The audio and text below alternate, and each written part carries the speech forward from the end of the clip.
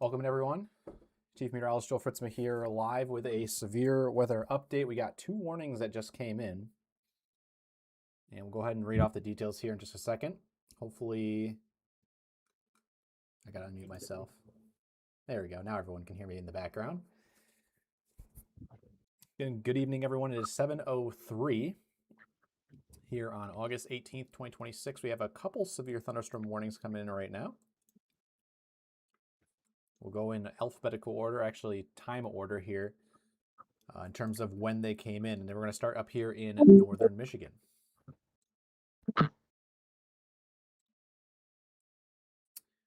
The National Weather Service in Gaylord has issued a severe thunderstorm warning for north central Mackinac County in eastern upper Michigan until 7:30 p.m. At 6:58, severe thunderstorm was located near Brevard, or 19 miles northwest of St. Ignace, moving east at 40 miles per hour. Dawn, could you mute for me so I don't hear myself? Thank you. Going off some more details here, 60-mile-per-hour winds, quarter-size hail is the severe thunderstorm warning here for Mackinac County. This is the northern one. It is radar indicated. Impacts here, hail damage to vehicles is expected. Wind damage to roof siding trees also possible. This severe thunderstorm will be near Moran, Brevard, Eastlake, and Allenville around 7:05 p.m. There is some special text in here. It says, if on or near Lake Michigan near Brevard, get away from the water and move indoors, or inside a vehicle. Remember, lightning can strike out to 15 miles from the parent thunderstorm.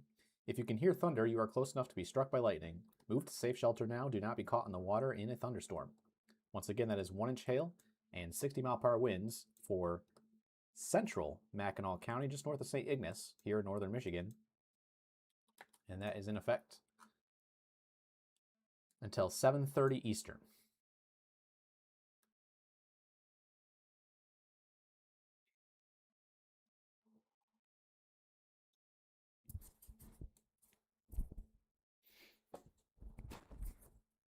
My microphone should be pretty loud for everybody. I don't know why it's quieter.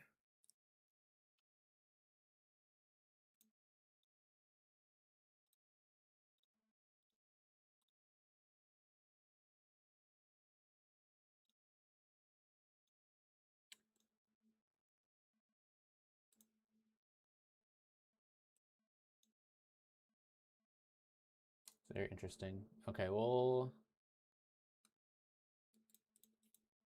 turn it up some, but I'm pretty loud on my end. So again, my microphone is really good. It's a wireless microphone, so you should be able to hear me pretty well. We'll go down to the other severe thunderstorm warning. This one is also issued by the National Weather Service in Gaylord until 7:45 p.m. for central Emmett County. At 7:01, a severe thunderstorm was located near Goodhart, or 16 miles northwest of Harbor Springs, moving east at 35 miles per hour. Hazards here, 60-mile-per-hour wind gusts and quarter-size hail, so similar to the severe thunderstorm warning up north.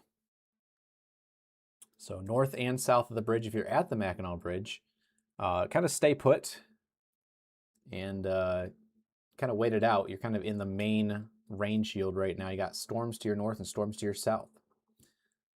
This is a radar indicated severe thunderstorm warning. Some timing on this: Cross Village in Goodhart around 7:05. Bliss and Pleasant View around 7:15. Pellston, Carp Lake, Levering around 7:20, and Brutus around 7:30 p.m. For your protection, move into your room on the lowest floor of a building. Once again, that is 1-inch hail and 60-mile-per-hour wind gust for Emmett County in effect until 7:45.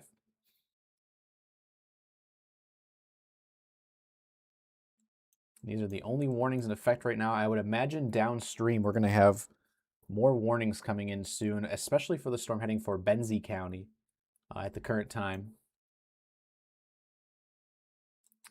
And that will also be southern Leelanau County. This storm has had a history of producing hail over in Door County, Wisconsin. This storm is now about 20 or 25 nautical miles offshore from Frankfort. It does have a special marine warning on it right now for 34 knots of wind and large hail.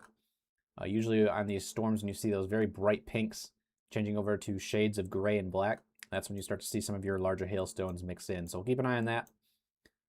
right now, 2 severe thunderstorm warnings up north. And for those who are tuning in downstate, we are watching a couple thunderstorms on Lake Michigan right now. Not a whole lot going on with these storms, but if we look back to the west in Wisconsin, that is a different story.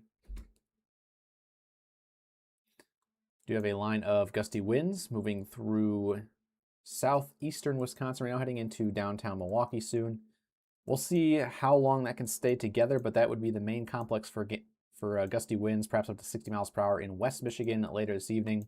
As a reminder, the best chance of severe weather today is in West Michigan. However, the odds are only 5 to 14% for gusty winds. Everything else is under a 4% chance of happening. That's hail and tornadoes. So not really much of a concern there. And again, even with a 5 to 14% chance of gusty winds, there's still an 85 to 95% chance that you don't get those 60 mile per hour winds if you do get a storm. So the overall odds of getting severe weather tonight are low, but we do have a complex coming in with some good effective shear out there that could be producing some gusty winds, at least up to 40 right now. And in these cases for Mackinac and Emmett counties, 60 mile per hour winds. Also, we did have a strong thunderstorm that has now fizzled out in Menominee County. This was a statement for 30 mile per hour winds and half-inch hail. Any other action in the Upper Peninsula right now besides Mackinac County is basically south of the Upper Peninsula, just outside of Menominee and Marlette in northeastern Wisconsin. Again, just passing by the UP State Fair, which for those who are curious and are in the Upper Peninsula this week, the UP State Fair is happening in Escanaba. We have part of our staff up there right now at the fair. If you want to stop by this week, they are there through the 23rd.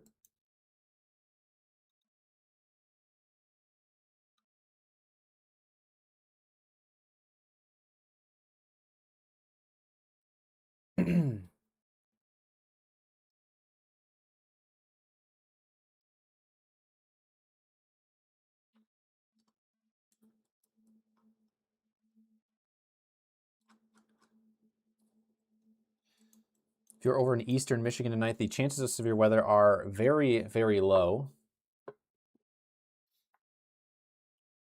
In fact, our severe weather outlook today denoted that your severe odds are 1% or less. So not a whole lot going on over in eastern Michigan expected tonight. We could see residual effects from these storms in West Michigan and northern Michigan trickle down your way. But again, the odds of severe weather are basically non-existent for eastern Michigan today.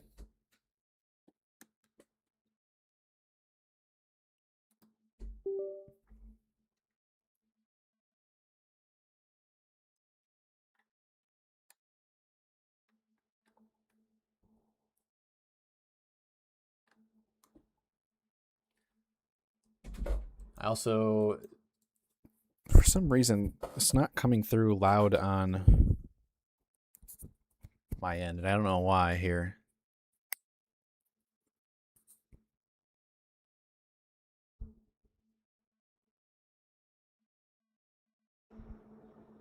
Check, check, 1, 2.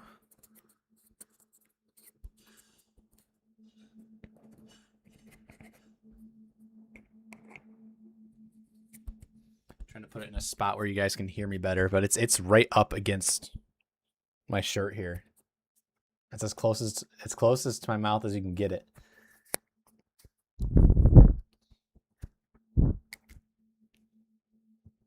And this volume is also cranked all the way up at 13 decibels plus. So again, feel free to check the volume on your guys' end because this thing is cranked as much as I can.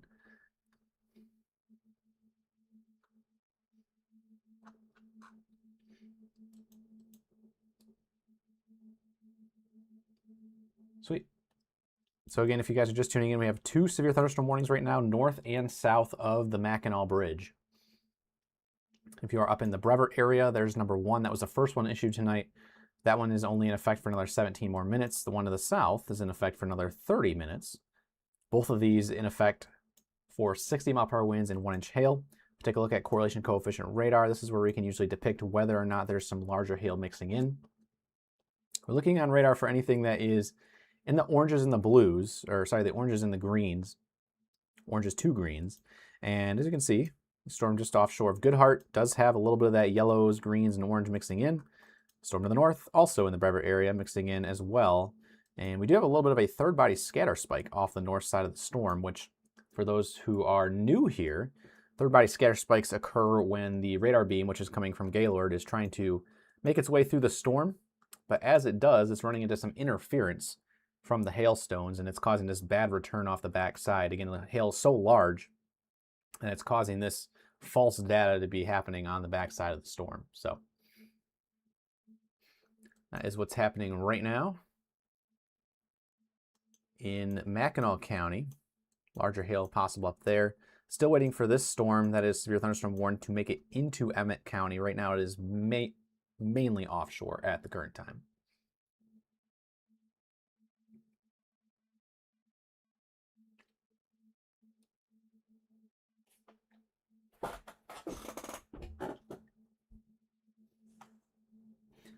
And yeah, for those who are curious, the inside joke is every time we eat, something goes warned, and I have half my dinner sitting here at the current time. So I'm waiting for an opportunity where I can continue to eat my dinner. But until that happens, again, we are going to be live tracking these storms from beginning to end. There is an uptick in lightning in the Muskegon area, and looking at the velocity on this for wind, the brighter greens denote that there is perhaps some heavier wind moving in north of Muskegon right now, southwest of Lakewood Club. And that is continuing off towards the US 31 corridor, heading pretty much straight down West River Road in the near future. Up here to the north, a little bit of brighter greens as well. Also showing up here in Stony Lake, that is the Silver Lake Stand Dunes area, I believe. That is going to be heading towards the Hart, Shelby, and New Era area in Oceana County. To the north, we'll check in on our wind up here where the severe thunderstorm warnings are in effect. And our strongest wind, that is going to be more of the concern over hail right now coming into Goodhart. I'm going to go ahead and get an updated track on this for storm motion. 279 at 30 is what we're having for storm relative velocities here. Give you a better idea of what's coming in. And again, you can see some brighter greens and reds trying to occur here across this kind of supercellular shaped storm. And that is heading directly towards Goodhart. I believe this is the Tunnel of Trees as well. So if you're in the Tunnel of Trees, Goodhart area, where there's a lot of trees, you don't want to be underneath these trees as these gusty winds move on shore in the next 5 minutes. So be advised, severe thunderstorm warning in effect. You do not want to be out there right now as these storms roll in. To the north, the gustiest of the winds right now, just to the north of Brevert, out there on Nogi Road, N-O-G-I, also crossing over M123. M123 runs between Moran and Trout Lake. If you guys are on that corridor, avoid it. The storm is also traveling up Carp River Road at the current time.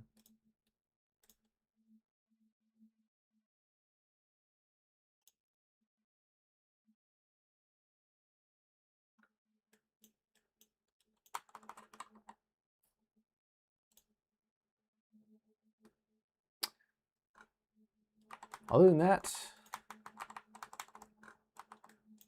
kind of waiting and seeing what these storms do, if there's any reports to come in. I'm going to go ahead and check in on our storm reports tab over on our MSC app.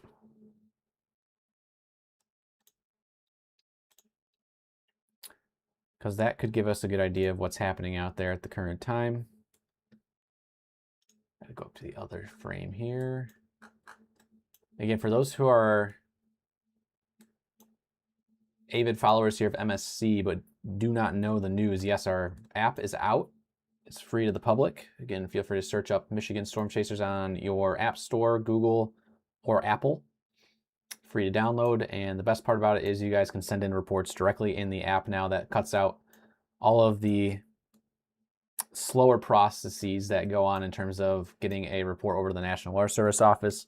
Again, you guys are awesome in sending in reports in the comments section on Facebook and our Messenger, but ultimately that's a lot slower than our new system that we have in place through the MSC app. So if you haven't downloaded the MSC app yet, highly encourage you to do that.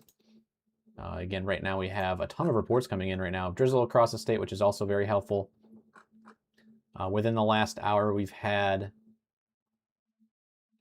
Over 35 different reports across the state, whether that's clear weather, bumpy weather, rain, thunderstorms, you name it.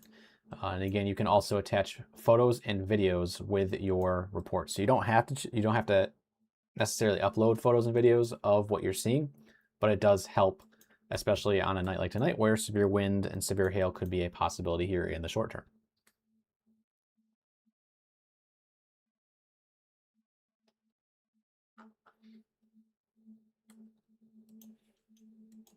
So main concern right now, I would have to say, is the Goodhart area. We're gonna have a new velocity scan here in just a second.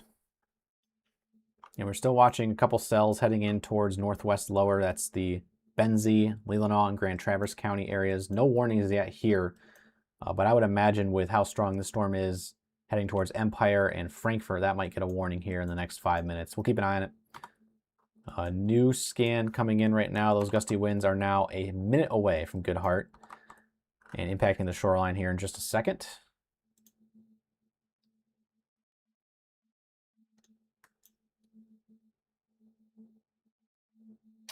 And this is just to the north of our Petoskey camera.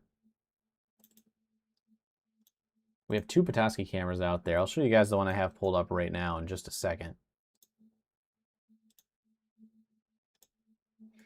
This is a live view in Petoskey, Michigan.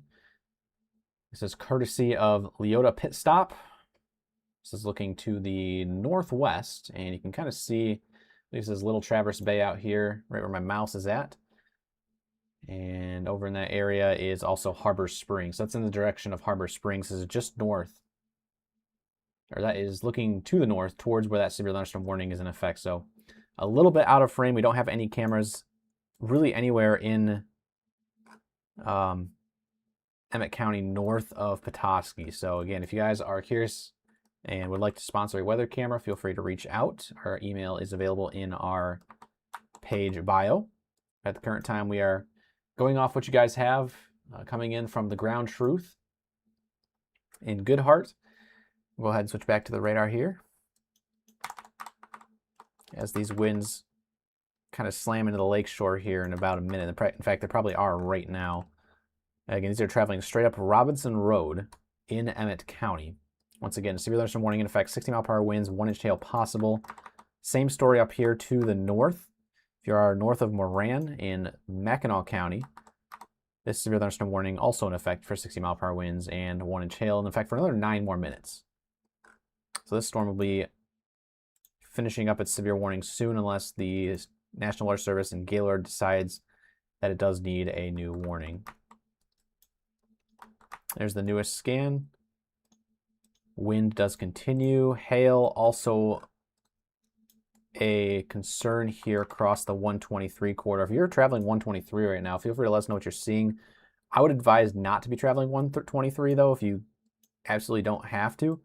Again, it looks like some large hail could be falling right now here just to the north of Moran.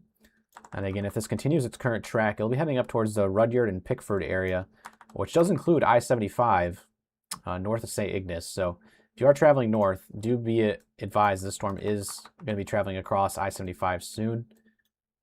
Again, the best thing to do is to be taking shelter well off the road. Do not be parking underneath overpasses with the storm.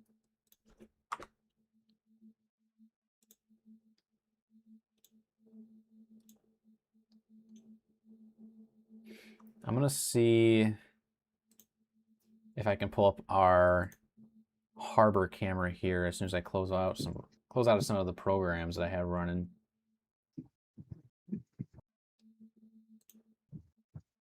Unless Ryan, actually no, my computer doesn't do that. Ryan, I know you're in here. If you want to pull up the Petoskey Harbor cam, that'd be awesome. If you're able to. If not, no worries. I'll attempt to. Sweet. There is a little bit of reds and greens kind of close together here in the storm. Typically we would say, you know, it could be some weak rotation, but I think it's just the mezzo rotating around itself tonight. This looks like what's well more of a damaging wind risk. does not really have that shape that it could be tornadic, but we are going to continue to watch it because, you know, lake breezes happen, funky things can happen. And we're not immune to quick spin up tornadoes here at all in the state of Michigan, but again, the environment tonight more supportive of that downburst risk where damaging winds spread out in all directions instead of spin up into a quick tornado. So right now, again, there are some reds and greens close together on radar that would usually depict maybe some minor rotation. But again, right now we're primarily looking at the Goodhart area for some damaging winds. That's the tunnel of trees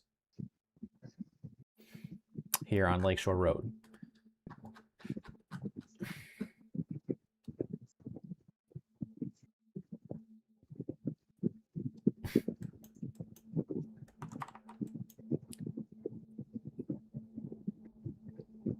Sounds windy where Ryan is at.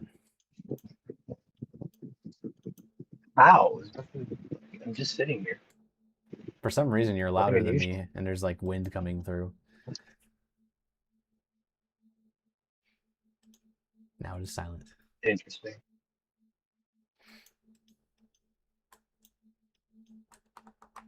Now looking back down in West Michigan, our rain is starting to spread into the area. At the very least, if we don't get severe weather out of this, this could be more much needed rain tonight for at least West Michigan.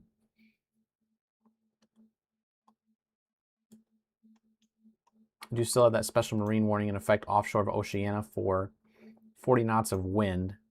Taking a look at the wind right now, it looks like it is the strongest on McMillan Road, heading towards McMillan at Weber. That's North Weber, by the way. Also heading still down West River Road, as in the vicinity of North Muskegon right now. No alerts on that, but I did want to point out that there's an uptick in wind, aka velocity here for this line of storms. And you can see a new severe thunderstorm warning actually coming in for the Milwaukee area. So that line is still maintaining its strength, but it's got to get across Lake Michigan if it wants a chance at providing gusty winds for Southwest and West Michigan later on this evening.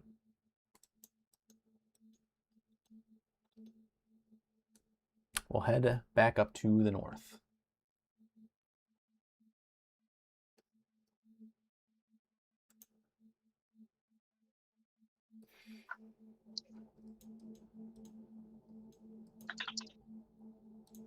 Still watching a very large hail threat right now north of Moran.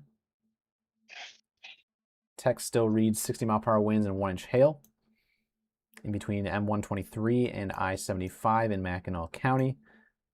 So it looks like our cell to the north is more of a hail risk. The cell to the south is more of a wind risk. You can see on the correlation coefficient radar, there's not really the yellows and oranges that you can see up here in the cell in the Moran area. So Goodhart, it's a wind threat. If you're south of Rudyard, it is more of a hail threat. Now, there is a little bit on velocity there that does denote some gustier winds.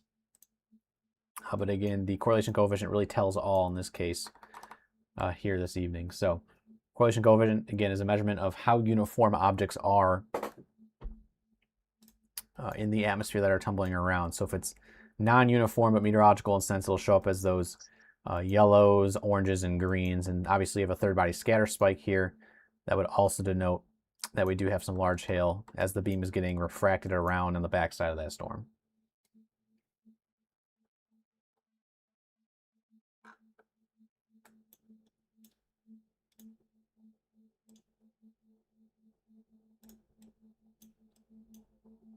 See, I'm looking at our MSC app right now. Don't see a whole lot coming in yet, mainly because these storms are impacting either low population areas or they're just not impacting Michigan at all, and that is the case.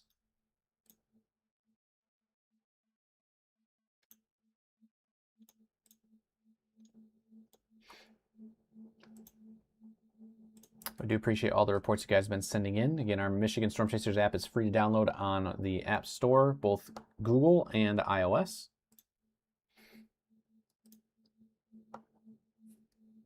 So if you haven't tried it out yet, feel free to do so tonight. Again, you can report stuff without sending a photo or video, but we recommend that you do just to kind of verify that it is actually happening at your location. Again, please do not abuse the system. If you do send in false reports, there will be strikes handed out, and eventually you could lose your reporting abilities. So don't abuse it, because we are watching every single report that does come in. The wind continues to impress here across Robinson Road, just now to the east of Goodhart. As this continues off to the east, this is heading directly towards Pellston between Allenson and Levering. So central Emmett County at the current time. Should stay north of Harbor Springs and Petoskey, but Allenson and points north, that is where the gustiest of the winds will likely be occurring. Our Leota pit stop camera here in Petoskey continues to kind of show off the distant thunderstorm. A digital zoom here. That is in the area of Harbor Springs and Goodhart. It is actually behind this tree. So most of the severe weather is off to the north side of the screen. Also a decent looking cloud base out there in the distance. And hey, look, the sun's going down behind the storm. So should have a good sunset view here soon in Petoskey at the very least, even though there are a couple strong storms in the vicinity. Still continuing to monitor the Empire and Frankfurt cell. No warnings or statements on it yet, but I would imagine one might be getting written up right now. Correlation coefficient does depict that there could be some hail falling within this storm. The velocity signature also depicts that there could be some high wind as well. So we'll continue to watch this storm as it moves on shore.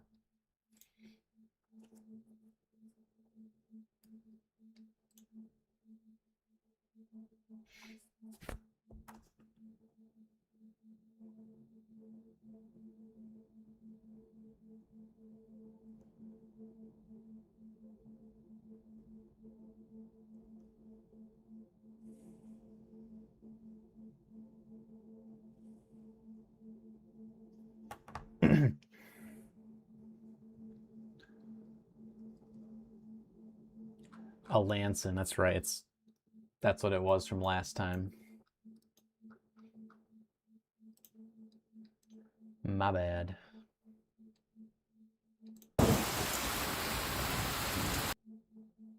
Just checking out some videos here from you guys behind the scenes.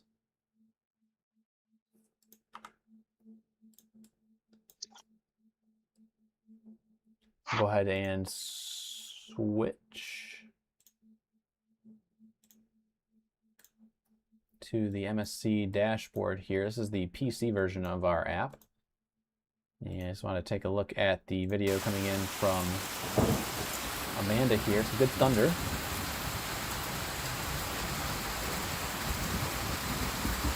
Again, this is how it comes into us behind the scenes. You'll also notice on the MSC app there is a compass. And for the most part, it does work. Sometimes it's showing the opposite direction, but 99% of the time it should be working. And again, we thank Amanda for sending in this video of heavy rain and thunderstorms. Good thunder out there with this storm rolling in. And that is just inside that severe thunderstorm warning reported 4 minutes ago. So Amanda, if you're watching that storm, some gusty winds, as you can see here on velocity radar, moving in towards your vicinity. So be careful and let us know what you guys are seeing as the storm gets closer to you. The PC version is open to those who have Pro only, I believe, at the current time. But correct me if I'm wrong, Ryan. That is correct. I'm also good to take over. Okay. Sounds good. I got to finish my dinner, y'all, so Ryan's with you for the next 10 minutes or so. Well, good evening, everybody. Welcome on into the chat here.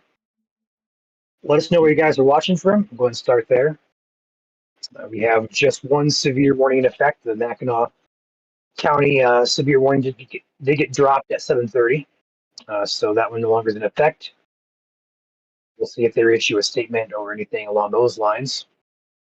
That may potentially be reissued here for the eastern half of Mackinac County. But in the meantime, the Cross Village area just took a hit from the core of this storm, so this warning in effect here for another 12 minutes for Bliss, Levering, Pellston, Brutus, Cross Village and Goodhart areas. The worst of this storm is located right along 77 State Road here, looking at Beacon Road, Division Road, Oak Drive, heading toward West Van Road.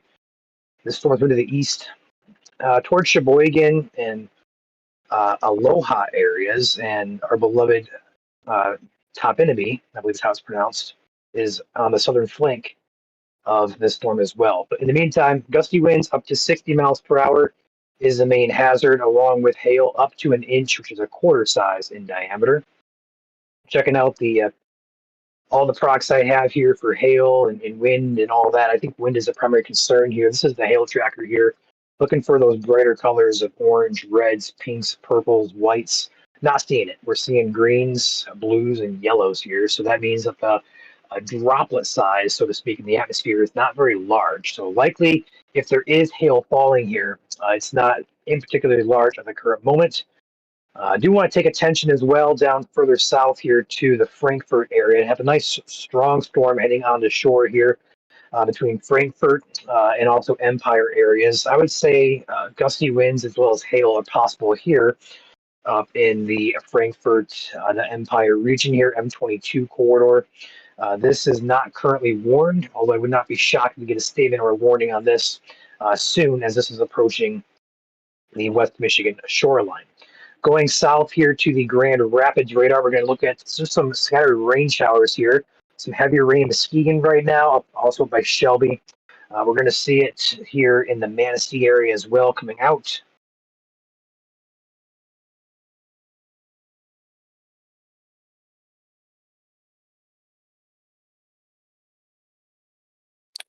Let's try that. Should be better now. So down here by Muskegon, have some heavy rain there by Shelby, Wellston area as well. All these showers and thunderstorms moving to the east tonight. Also have several areas to watch back by Milwaukee, as Joel mentioned. Actually have a widespread severe warning in effect here, as well as a tornado warning over here in Menominee Falls, which is just north of Milwaukee, Wisconsin. So these storms may take aim a little bit later on this evening for Southwest Michigan. They should weaken slightly, but we still could see severe weather out of it. So don't let your guard down there, especially along and west of the 131 corridor, as those storms arrive probably within about 2 hours or so. Back to the north here, this storm is the only current warning in the state. We zoom out, though, we have a couple stronger storms ongoing, as mentioned here up in Mackinac County is our first one. Keep an eye on. Again, there's no warning. There was a warning, got dropped. No new warning issued or no statement issued at this current time. This is heading right along 134 here toward Cedarville. We have a couple cameras in Cedarville, courtesy of Cedarville Marine. We'll have to watch those cameras closely as that storm arrives here in about probably 20 minutes or so. In the meantime, that is worth watching. Again, the severe storm located up here in the Cross Village area. The core of this heading toward Levering and Pellston. Again, hail and also wind are your primary concerns here. The wind signature on this looked more impressive as it first arrived on the shore here between Goodhart and Cross Village along 119. As it's moved to the east, those colors have faded into more of a darker green and a darker red, meaning it is weakening. We want to see bright greens and bright reds for a stronger signal for severe weather, and those are weakening at the current moment. I would definitely anticipate something being issued here in the Frankfort area for this storm coming on shore. Again, no warning yet, but it is showing signs of at very least gusty winds here.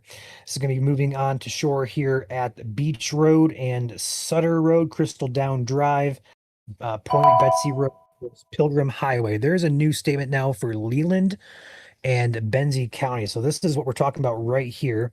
Leland and Benzie County are now Leelanau and Benzie County are now under a statement. We'll get a look at this, what this is for here as soon as it pops on my screen.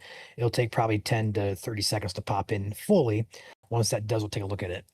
In the meantime, Wellston area, M55, M37 corridors, heavier rain there, probably some lightning and thunder, but overall not seeing anything severe-wise with that little area of heavier rain. And as mentioned, down here in Muskegon and Shelby areas, we are seeing some signals of some perhaps gustier winds on a localized basis, but nothing that really stands out to me as something to watch just yet. So really the only two areas are going to be up here, really from Mackinac County down to about Frankfort, these three individual, we'll call them strong cells. New statement coming in, winds up to 50, so 50 mile per hour, and also hail up to 1/2 inch in diameter, equivalent to that of a mothball. So that's going to be a statement in effect for 37 minutes, expires at 8:15 p.m. Eastern. Southwestern Leelanau and the north central corner of Benzie County here. Strongest part of the storm, I'd say, is about to move on to shore here, as mentioned, right along Pilgrim Highway.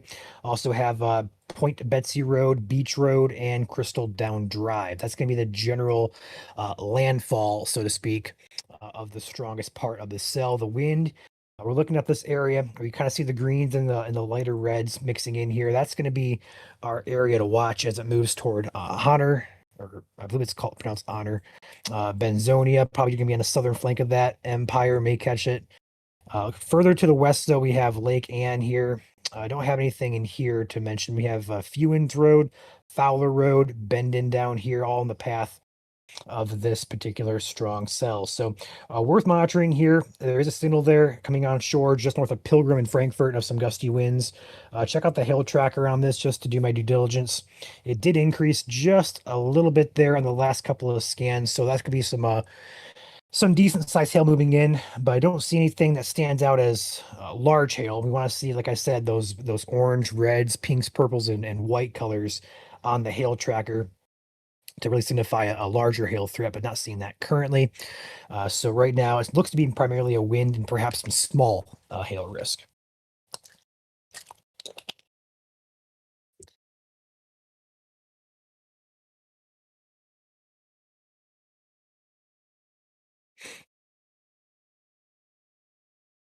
Zooming out here, taking a look at the wide angle look. Slow moving showers and storms is the main story tonight. A few storms could be severe. I do think there is a risk as well, just because these storms are going so slow. You know, a lot of heavy rain going on, a lot of moisture out there. We could see some flooding as these storms, if they train over the exact same area. So repeated thunderstorms over one area may lead to some localized flash flooding as well. I believe that's being highlighted by the WPC, but doesn't take a rocket scientist to really realize these are slow moving, and there's quite a bit of it out there. So I wouldn't be shocked to get some just in general, some ponding on roadways, ditches, overflowing ditches, stuff, simple stuff that's prone to flooding out. That's already low-lying areas.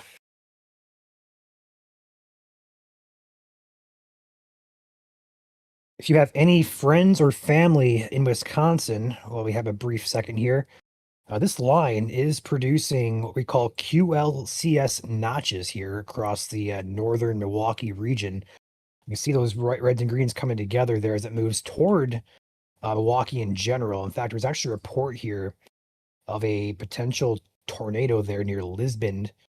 So be mindful of that. If you have any friends or family who live in the Sussex, Menominee Falls, Butler, and Milwaukee general area there in Wisconsin, that does not look like a good line there. So we'll see if anything gets confirmed out of that tomorrow, but worth a heads up there for our friends across the pond. Further back north, one warning remains in effect here as the storm continues to track eastward toward Levering and Pellston areas. Again, the wind is our primary concern with this, but even then the wind has really started to weaken over the past couple of scans. It was definitely brighter here where the greens and reds are a little bit brighter. As I move this to the east, you can see the weakening trend, a fading trend as these colors kind of fade into more of a dull nature. So that is a good sign there. The warning continues for 3 more minutes. At 7:45, we may be warning free. Again, there are a couple strong storms here, but nothing that I've noticed so far that supports severe weather reports or power outages. Nothing that's coming in that really verifies these warnings yet, at least. And as Joel mentioned, if you guys do have storm reports, the best way to support or to submit those is via our app. That is the easiest and fastest way to do so. If you don't have our app, I would encourage you to download it. But if you don't want to, we get it. We can comment on Facebook, as well as send us a message on Facebook as well. That's our second easiest method of reporting. But we definitely want you guys to be utilizing the app because it's very quick, very efficient. It saves a lot of time. Got a blossoming cell here between Bear Lake and Kopemish. Kind of went from a little blip to over 60 dBz here, heading toward Thompsonville, Neston City, and Kopemish. Check out the hail tracker on that. Still nothing showing up, but given the intensity and the intensification, should I say, of that cell, I'll be watching as it heads up northeast toward Kingsley and Buckley areas. A lot of questions coming in about this Milwaukee area. This line is progressing to the east-southeast, so we put it on a track here for Holland, Benton Harbor area. You're probably looking at a movement here. I'm going to guess right around probably 40 or so. Yeah, 35 miles per hour in the movement. So you're probably looking at about 2 hours before it gets to the West Michigan shoreline here. So not our concern at the current moment, but it may be a concern here closer to like 10 o'clock or so. We are now officially warning free in the state. They went ahead and expired the warning up there for the Pelston storm. So we are now officially out of warning ops. The special weather statement is a step below. It is still a strong storm down there just north of Frankfort for winds up to 50 miles per hour. But the good news is we're not seeing anything that really stands out to us reports wise or power outage wise that really gets us concerned for immediate severe weather. Not seeing anything on radar either. But like I said before, there is some signature there for some gustier winds. There still is near the Pilgrim area, right where I said it's going to come on shore here at the Beach Road and Crystal Drive Pilgrim Highway area. That's the general region being impacted at the current moment. So if there's any gusty winds, it's going to be right there in this area as it heads toward Benzonia and the Honor area. Bendon is also downstream. Green Lake Township, not in the statement. Blair Township, Grant Township, Mayfield Township, Long Lake, and Garfield Charter Townships also in the path of this if it continues on its east-southeast track. Well, like I said before, watching this cell heading toward the Kopemish area. That's just popped up past couple of scans. It continues to intensify in the latest scan as well. I'm going to watch the hail tracker on this, getting a little bit of a CC drop in there. That could indicate some hail starting to fall out of this.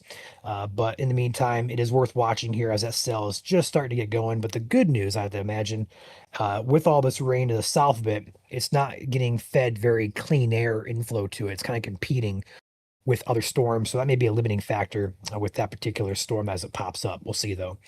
Further south, just scattered rain showers continue. There's really not much here that's really happening just besides some scattered heavy rain, some thunder, lightning, maybe some gusty winds in some areas, some small hail here and there. But so far it's been quiet on the report side. Let's keep it that way. Pop in the chat here. We've got Kim, Pam, Farmer Boy, Mike.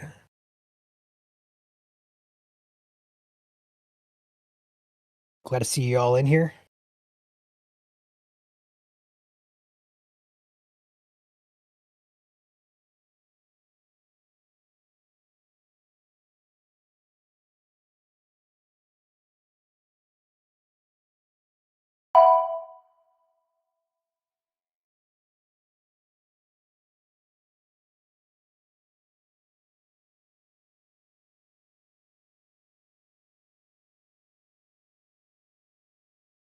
Speak. There we go. I was just going up to talk about the Cedarville cell and got statemented here by the Weather Service out of Gaylord. We'll see what it's for here, but I have to imagine probably some hail. The Pickford cells, when they got statemented, they're going to go pea-sized hail and 40 mile per hour winds as the cell heads northeast toward Pickford along Town Line Road and M48 and also 129 here. So new statement there again, strong storm, but not severe at the current time, according to the Weather Service out of the Gaylord area.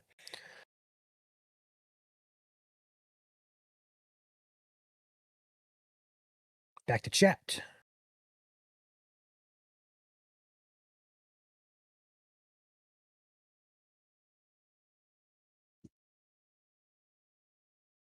Yeah, currently no severe weather in the state at all. The strongest storms are going to be really north of Mount Pleasant currently. There's a chance later on toward like 9:30, 10 o'clock or so. I'm going to watch that line across the Wisconsin area as it pushes toward you guys in Southwest Michigan. But right now, no immediate concern for severe weather in Southwest Michigan.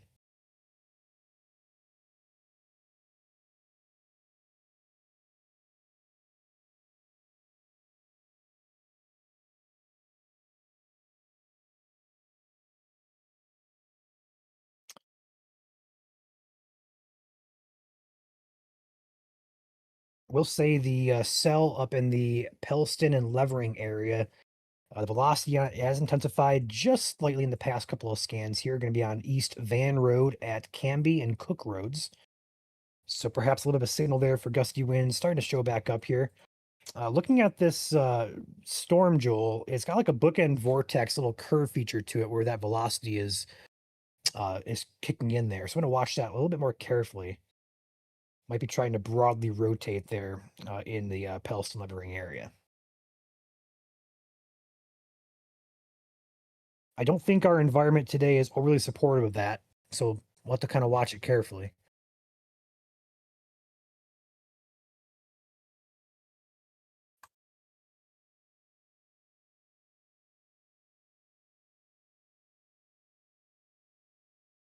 This storm that is not currently warned or statemented is heading east, a little bit south as well, toward eventually Aloha. And now it's statemented. So it is not warned, but it's now statemented. Again, statement is a step below a severe warning. Statements are for anything from 30 to 55 mile per hour winds, pea size to as much as nickel size hail. And sometimes they're issued for cold air funnels or landspout tornadoes. So it's a step below a severe storm, but it still is pretty strong. It should be respected nonetheless. The statement is going to be for 40 mile per hour winds as well as half-inch hail. That's equivalent to that of a mothball in diameter. So a little small hail. I do think the cell coming on shore of Frankfurt is looking like the strongest cell out there currently. In fact, the hail tracker really spiked here. Wouldn't be shocked to get a warning coming in here for that Frankfurt cell for the hail on that in particular. That signature does remind me and does interest me, or should I say pique my interest in terms of a hail threat there. So I have to watch that carefully. Let's check out the ASMR radar here out of Canada. Also shows the hail core there in Pickford area. CC on that. Not really showing up much there, but I'm going to watch that also just because they went pea size on it, but the core on that it's a little bit taller in nature. So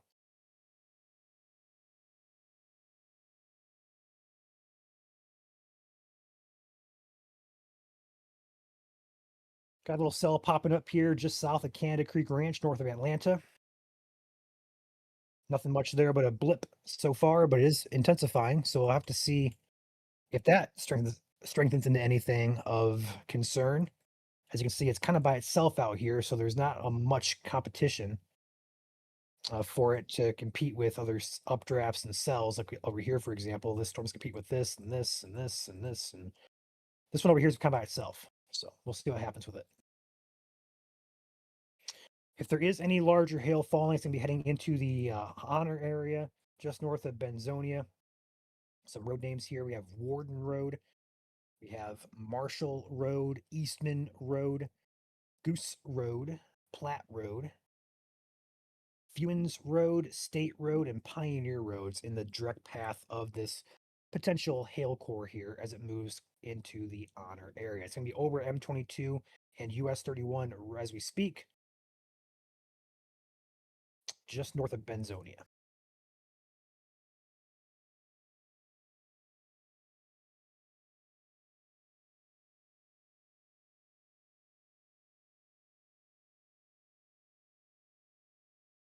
Well, Joel, we just said yesterday we had a quieter week on hand. Look what happened.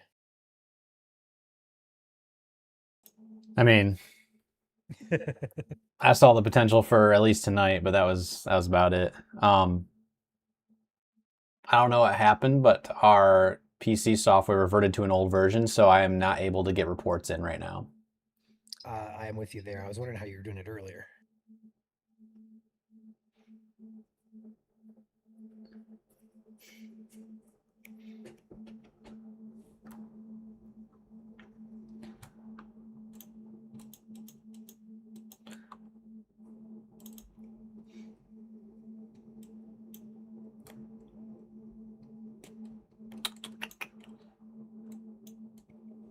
have been posting the special weather statements behind the scenes while you've been tracking as well. So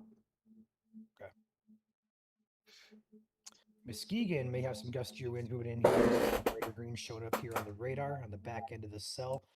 I would be actually a little bit more concerned here, Joel, in Muskegon for some flooding as this continues to back build. Very slow moving storm here past Benzie. past a half hour or so. So there's your warning, as I basically just talked about 5 minutes ago, that the cell up here, talk about the hail size. I'm guessing they're going to go probably quarter size hail on it.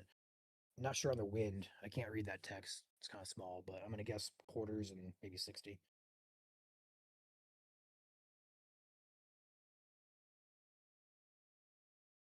There it is.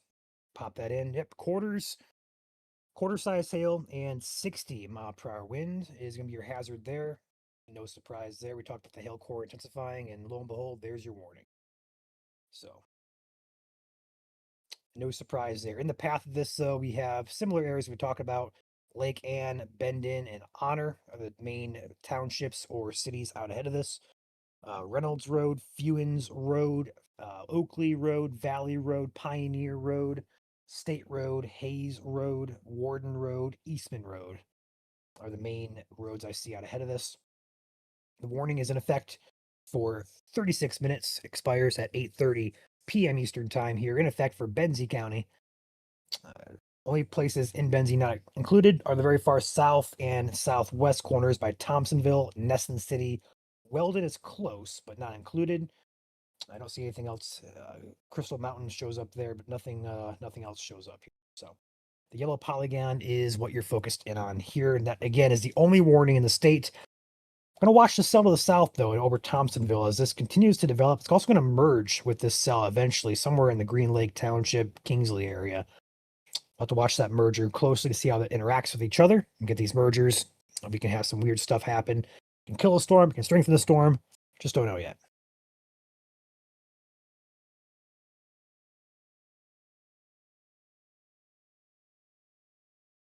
A lot of lightning on this one as well. Usually it's a sign it's strengthening. Cloud top's only up to around 35,000 feet, though. Not too tall.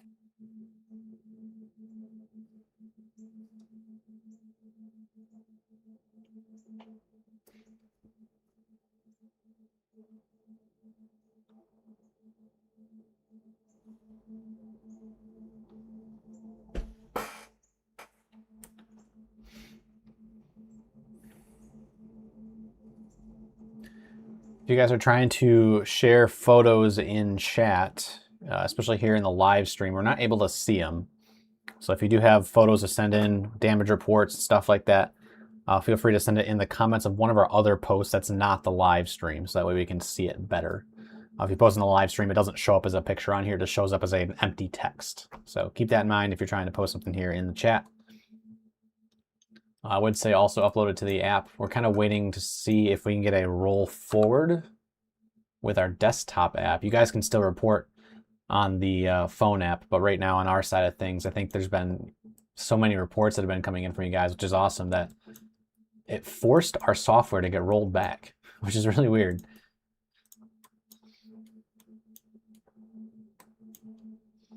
But keep utilizing that report feature. Otherwise, again, send in those reports you guys have damage with time and location to our Facebook page.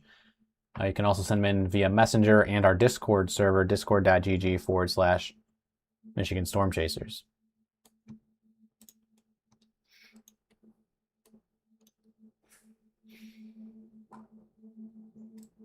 So if you're tuning in for the first time right now, we have 3 special weather statements and 1 severe thunderstorm warning in effect right now, all in northern lower.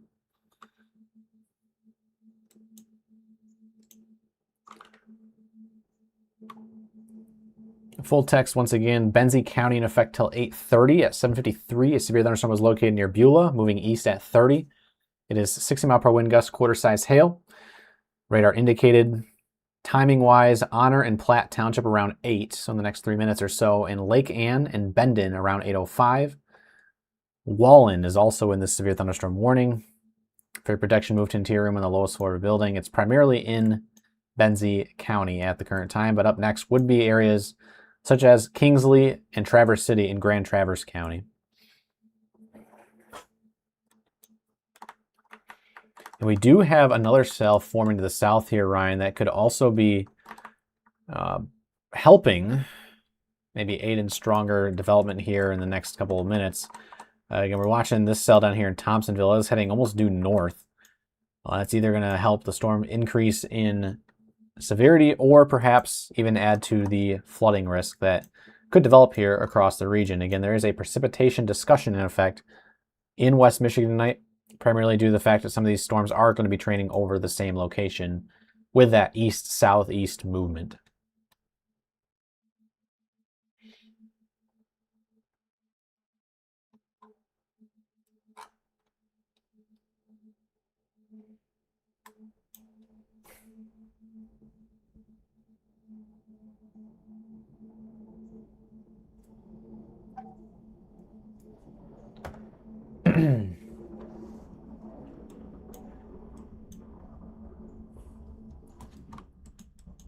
Go back up. You're good. Going back up to the north.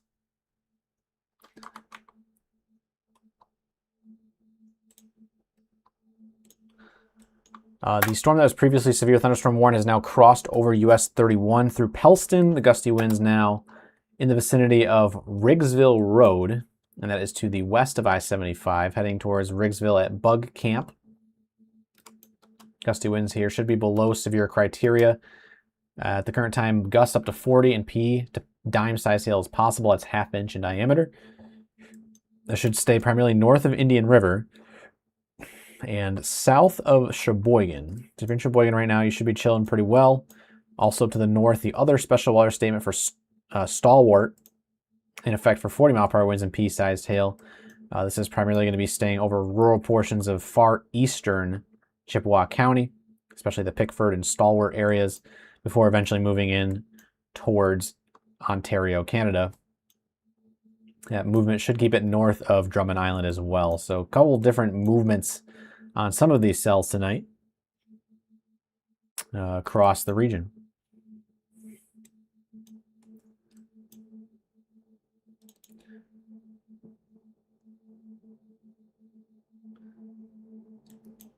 Down to the south.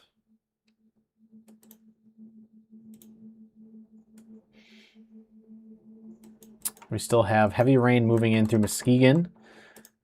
There's a little bit of wind right now on this storm in Norton Shores, Muskegon area, but not at severe limits at the current time. The heaviest pixel I see is set at 45 miles per hour at 2,900 feet off the ground. That is below severe limits. So while it could be gusty right now in Muskegon, it is not at severe limits as it stands. Main concern is still off here to the west. In Milwaukee, there's a tornado warning in effect in the red box. There's a couple tornado warnings in effect, actually. There, Milwaukee and points southwest down towards Big Bend and Potter Lake. Again, that is in Wisconsin, and that storm motion east-southeast, if it can stay together, would be into the Holland and Allegan area later on in the next hour or two, if it can survive across the lake, as mentioned. At the current time, just watching a strong thunderstorm in the Muskegon area with plenty of lightning and gusts maybe up to 40. No statement on it, though, at the current time. Going to the north, severe thunderstorm warning in effect remains here in effect for primarily Benzie County for another 28 more minutes. 1-inch hail, 60-mile-per-hour winds, plenty of lightning also ongoing with a storm, and with storms merging, we could see maybe a little bit more of a flash flood threat develop here across an area that's already been hit a lot by water earlier this year, especially in the springtime, where we've had plenty of roads wash out here across the region. So to add insult to injury, more rain on the way. But again, we need our rain to be happening every once in a while so we don't completely dry out. And then on the opposite side, we get the fire weather. So we'll take the rain. We just won't take a lot of it.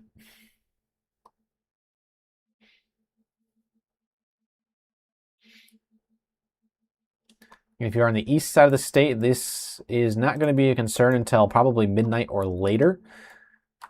The current time is 8:02 there at the bottom of the screen. If you're not watching, or if you're watching right now, the time is not 8:02, then you are watching a delay or rerun or you maybe just be a little bit behind. So feel free to refresh, come back in, hit that like button, and you should be all set up. So again, make sure you're watching live. But again, closer to the midnight time frame for eastern and southeastern Michigan. We could see some rain before then, but the severe concerns tonight are primarily to the west of US 127, which runs up here to the Grayling area and points south down through Lansing, down through Jackson, down through Adrian. If you're to the east of that line, not really much in the way of severe weather. There could be a little bit of isolated hail and wind here in northeast lower over the next couple hours, but most of our stronger storms are going to be to the west of that US 127 line that I mentioned. And again, if you missed our timing map, it is on our Facebook, Instagram, or X pages on social media at MI Storm Chasers. Make sure to follow us over there so you can answer your own questions in case you do have questions about timing tonight. Again, depending on when and where storms develop, there could be a little bit of leeway or margin of error showing up maybe an hour sooner or an hour later than the times shown. So be patient. Storms are on the way. Not everyone is going to see a severe storm, and not everyone's going to see a storm in general, but it does look like at least 40 to 70% of the lower peninsula this evening is going to see some sort of rain as it spreads across the state.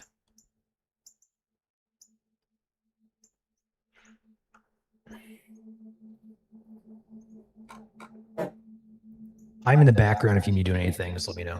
Okay.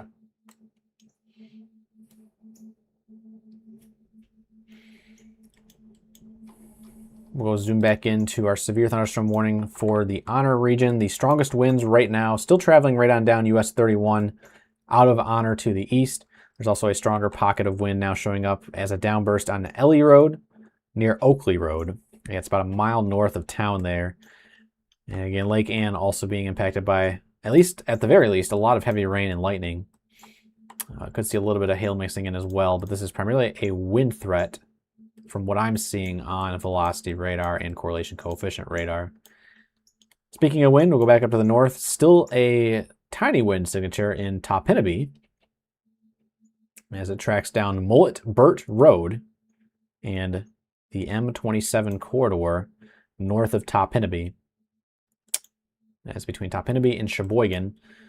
The northern extent of this wind is that Riggsville Road area at the current time. So again, if you are here on the lake, a good idea to probably bring it in for the evening. It's already been raining out there, but now we do have the threat of thunder, lightning, torrential downpours, and perhaps a little bit of wind that could overturn small craft if you are not careful. If you're out in a tube, for example, on the lake, I know you kind of want to go airborne, but not that type of airborne. So be careful out there as these storms move in. I'm going to get a new storm motion vector on this just because this is the new severe storm. It is going to be 281 at 22 knots. Yeah, it shows it a little bit better.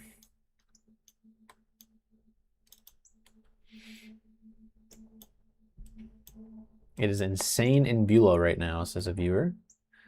I believe it. The heaviest of the rain is over you. You feel free to send in your reports via the MSC app or over on our social media pages at the current time.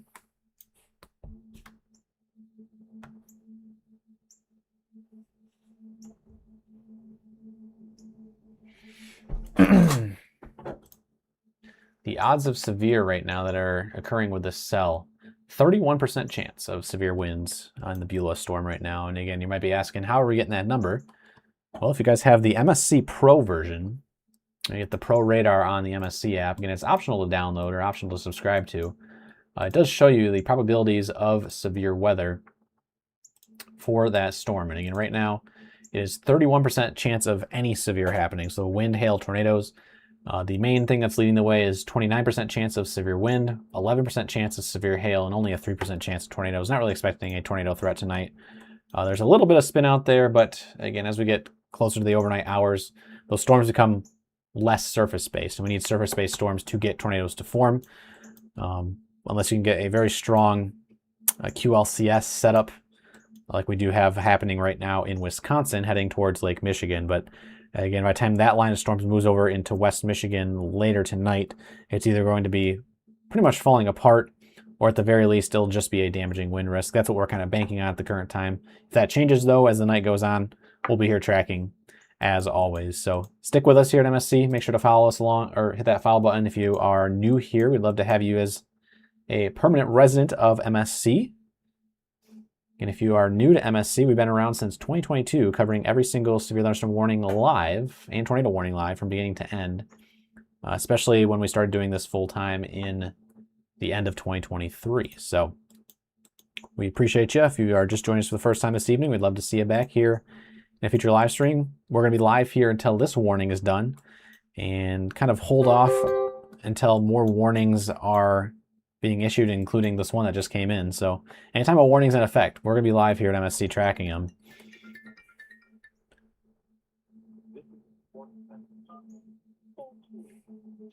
And that is a new warning coming in for Traverse City. What's up, Brian? I said, glad to hear your warning working. Yeah, it's gone off for every single severe thunderstorm warning now.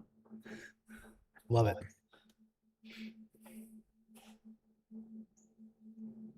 So here comes that new orange box for the newest severe thunderstorm warning that is coming in. We'll read off the details in just a second. The National Weather Service in Gaylord has issued a severe thunderstorm warning for northern Wexford County and almost all of Grand Traverse County in northern Michigan until 9:15 p.m. At 8:08, a severe thunderstorm was located from Lake Ann to Bendon, also down to Benzonia, moving east at 30 miles per hour. Hazards are 60-mile-per-hour wind gusts and quarter-size hail. Sorry, no, nickel-sized hail, just below quarter size. And it is radar indicated. The details on this for timing, we have Traverse City, Grawn, Interlochen State Park, Interlochen and Carlin around 8:15, the town of Hannah around 8:20, Kingsley, Buckley around 8:25, Spider Lake 8:30, and Fife Lake 8:40 p.m. Torrential rainfall also occurring with this thunderstorm may lead to flash flooding. Once again, 60-mile-per-hour winds and 0.88-inch diameter hail for this new severe thunderstorm warning, primarily in Grand Traverse County, but also northern Wexford.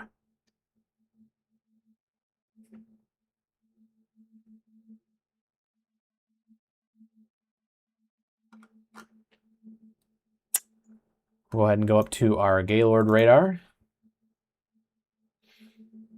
We'll probably continue to repeat ourselves across the night, but it does look like that excess moisture is really starting to take over the area. Pretty much everywhere you look now here in the western portion of the Lower Peninsula, there is moisture starting to come falling out of the sky almost everywhere, except for Manistee County right now, portions of Manistee County anyways. And this will be the theme as the night goes on, so be advised, again, a little bit of a flash flooding threat could develop. Rainfall rates of 2 to 3 inches per hour, and especially here for the Beulah, Frankfort area, you just had that severe thunderstorm roll through. That severe thunderstorm warning has been trimmed, so Beulah and Frankfort, you are no longer in that warning, but you still have more storms rolling in off the lake very slowly at 30 miles per hour. Flash flooding with these 2 to 3 inch per hour rates is absolutely a possibility, so I would not be surprised if you get, at the very least, a flood advisory here soon, maybe even a flash flood warning, so keep an eye on that. And this may be the theme continuing across Northwest Michigan here for Wexford and Grand Traverse County within the next hour as well, as these storms continue to merge together. We have that one down here in the Thompsonville, Buckley area, and the main storm moving in down US 31, heading towards the 31 at 37 interchange outside of Kingsley. In terms of our wind, yeah, there's 2 pockets here. Obviously, you have the one in Lake Ann right now. But this Celadon and Buckley is still trying to get its act together. I would not be surprised if the Buckley area also gets some gusty winds within the next 10 minutes as well. So be advised up there. If you know anybody in this new severe thunderstorm warning, denoted by the orange polygon on the screen, they are officially in a severe thunderstorm warning. You may be asking yourself, hey, doesn't the sirens usually tell us if we're in a warning, or doesn't the message from maybe our town clerk tell us, or this update in the app? The only thing you need to be paying attention to when it comes to warnings being issued for your location is am I in that polygon? So for example, right now you can see this orange polygon on the screen. That is your severe thunderstorm warning. That is solidified into place by the National Weather Service office. That is the exact area that is in that warning. If you're outside of that severe thunderstorm warning, for example, up in Greelickville in downtown Traverse City, and you saw a severe thunderstorm warning come across on your phone, technically speaking, because this orange box does not include you guys, you are not in that severe thunderstorm warning. So even if there's sirens sounding, even if there's alerts going off on your phone, you have to look and see where the polygons are at. And that's why we're here covering these storms for you guys. So anytime you're curious, hey, am I in the warning officially? You can come right here to Michigan Storm Chasers and find out, hey, there's the orange box. I can see my road. I can see my city. I know I'm on that side of the county, for example, and I know I'm in that severe thunderstorm warning. And that is continuing in towards central Grand Traverse County. You also notice a new flood warning has been issued, as the theme it goes here this evening. I'm going to have to go to the MSC mobile app to read this off because I don't have anything on the GR2 software. And the PC software is also not showing me alerts right now.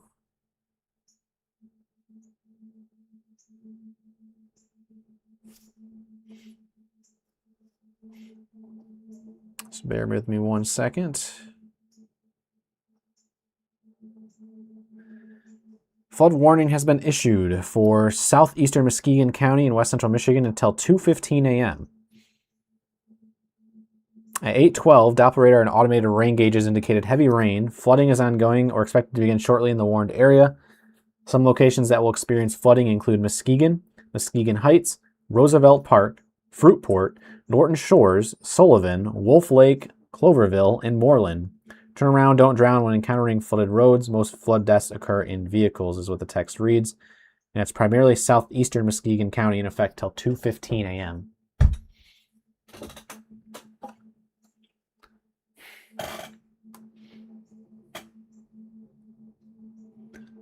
So if you do have the MSC app, you likely got that notification on your phone. If you have a saved location in Muskegon County, that is, or if you yourself are in Muskegon County with a saved, with notifications turned on. And that is absolutely worth a flood warning right now. This rain has continued to batter, especially southern Muskegon County over the last hour. And that cell is just moving very, very slowly into the Ravenna area and eventually soon here moving into Sparta and Rockford. And that could also extend more flood warnings a little bit into northern Ottawa and northern Kent County if this does continue. So be on alert.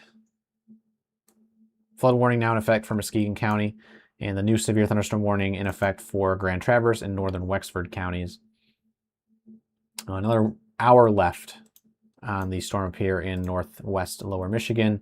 For Benzie County, you've got 13 minutes left until you are warning free, unless for whatever reason the storm offshore gets another warning on it. Not really seeing much right now that would catch my attention. Maybe a little bit of hail heading in towards Frankfurt, but right now they're staying warning free in Frankfurt.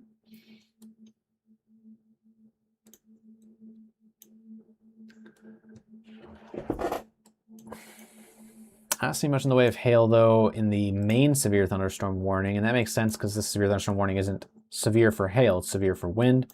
Wind, there is still some bright greens on velocity radar here. This is on Yoker Road, Y-O-U-K-E-R is how it's spelled, at County Road 633. It's about 5 to 7 miles to the west of Kingsley at the current time. And you kind of see a little bit of a Boeing segment here across the region. Currently crossing over State Park Highway at the current time, and this is primarily going to stay just south of Traverse City, and that is why Traverse City downtown does not have that warning polygon in effect. Unconfirmed report here coming in from our chat saying US 31 in Muskegon is now closed in both directions.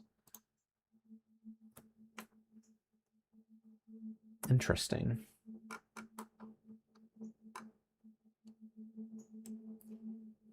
We'll have to see if we can work on confirming that for sure. Would not be surprised though. We actually do have chats coming in behind the scenes now of vehicles getting stuck as well. That's in Muskegon regarding the ongoing flooding. So there is definitely flooding going on. Talking. What are you saying, Ryan? Sorry, I couldn't really hear you there. Said there's a lot of standing water happening in Muskegon that is stalling people's cars because they're driving through it. So Got it. Okay.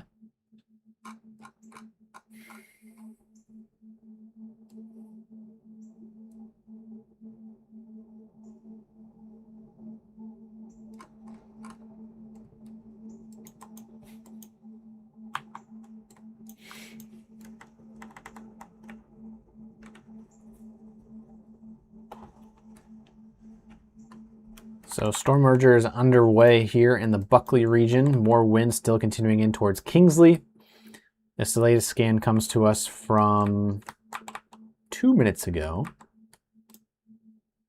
Also some gusty winds right now, still on US 31 near Rogers Road, near State Highway 137. That's M137 there, just southeast of Lake Ann. Now also have a little bit of a couple downburst signatures. We'll call them wet downbursts here between Elba and Elmira. That's heading towards Gaylord. We have a new velocity scan coming in just a second. Wind still an issue for Hackleburg Road, as it's going to be heading into M33 in a couple seconds. In fact, there it is now over M33. Heading towards unnamed roads, of course. The Eastern State Trail here in just a second. That runs to the northwest out of Onaway. So this is heading kind of down towards Onaway along the Eastern State Trail. If it does continue off to the east-southeast, eventually towards Millersburg and Hawks. So still following that trail into Presque Isle County. To the north, our storm up here that was an issue for the Stalwart area. Still producing some heavy rain.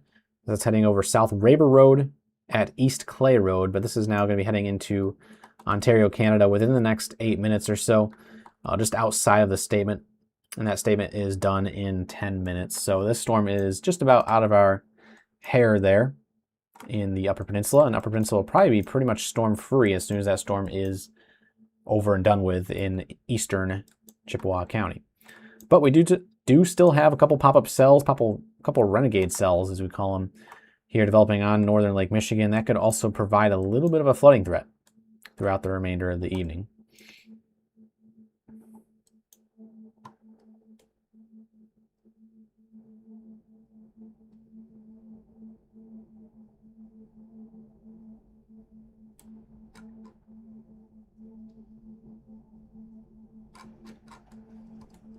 Getting reports of debris on the road on US 31 in Benzie County. Not surprised there. If you guys have any reports to send in, feel free to use the app, or of course send them over to our Messenger or Facebook page with time and location. That is very helpful.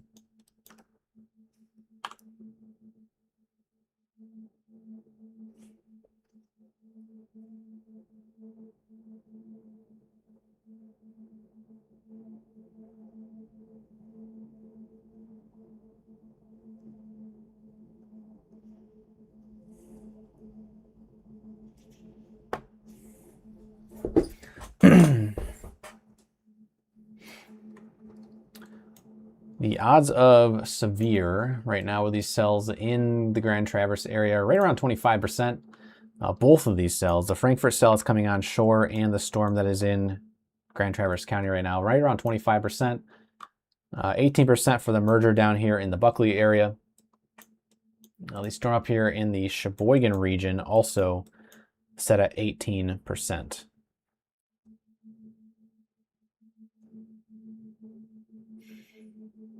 They have dropped the hail threat from the severe thunderstorm warning for Grand Traverse County. It was just a wind threat now, which makes sense considering correlation coefficient radar. Not a whole lot of those oranges and yellows that we saw previously on this storm. So more of a wind threat at the current time. As the storm primarily travels off to the east down M113 here towards eventually Fife Lake.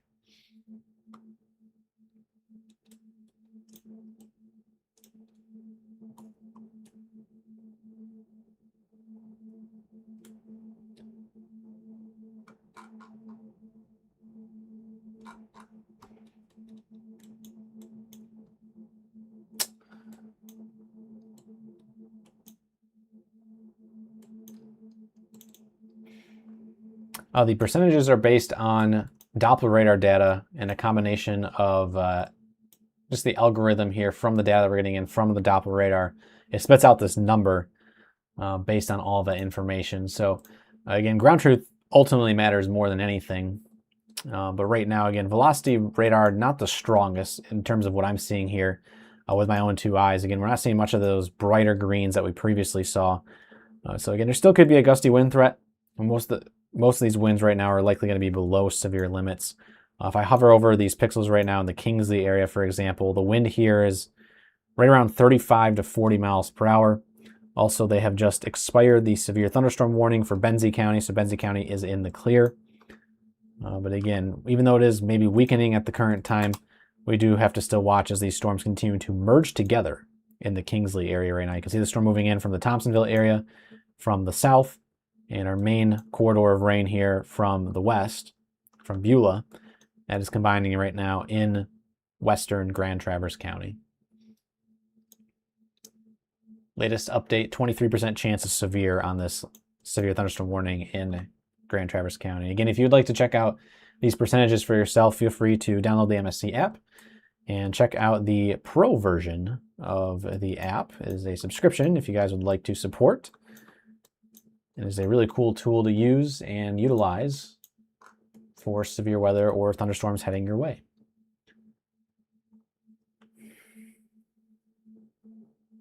I'm guessing MSC will be getting to bed a decent hour tonight.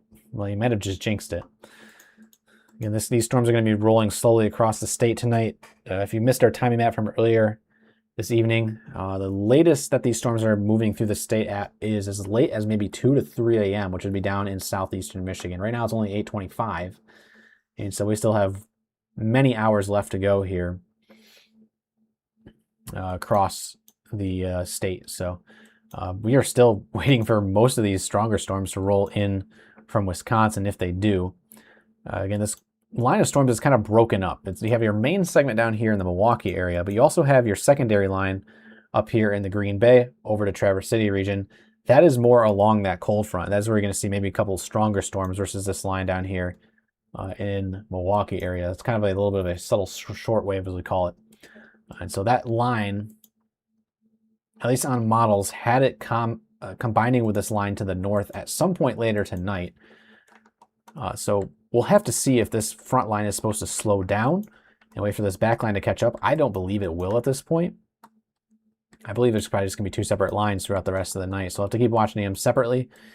The southern one at the current time, primarily a rain threat. There's a lot more rain associated with the southern line than the northern line. However, the rain that is in this northern line is more confined and heavier in nature. And that is why we're seeing perhaps a little bit of a flooding threat starting to develop across Benzie and Grand Traverse County specifically, and not really anywhere else.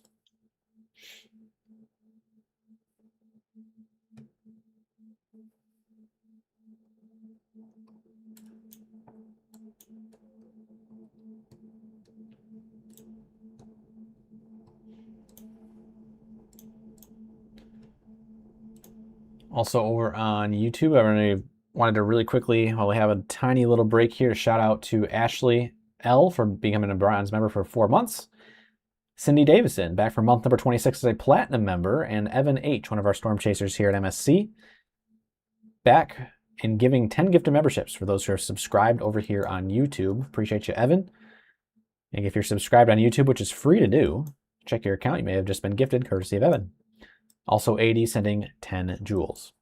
As always, we every once in a while try to shout you guys out when we do have the chance for those who are supporting monetarily. So thank you guys very much.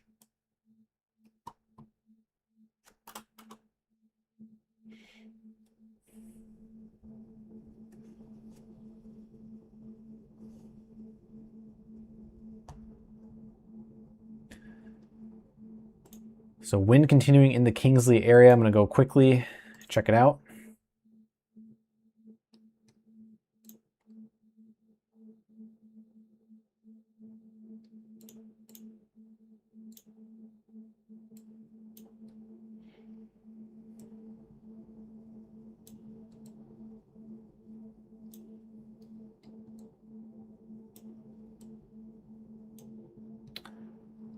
And yeah, it's mainly the Kingsley area right now where that wind is combining with that first cell.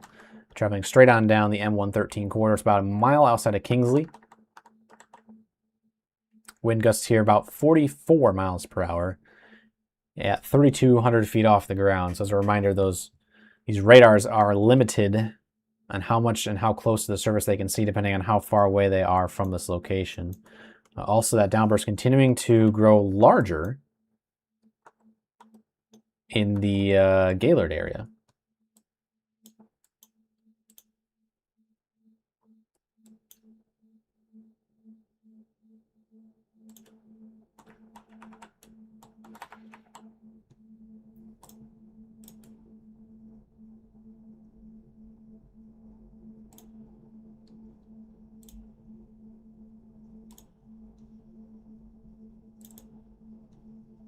See if we can get an alert out here.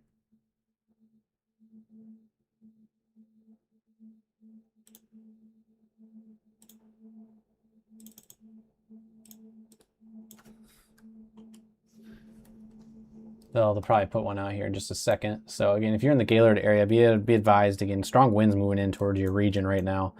Again, because it's so close to the radar, you can see it a lot better than some of these other locations further away from the radar site. So let us know what you guys are seeing. All right, it was right along the M32 corridor.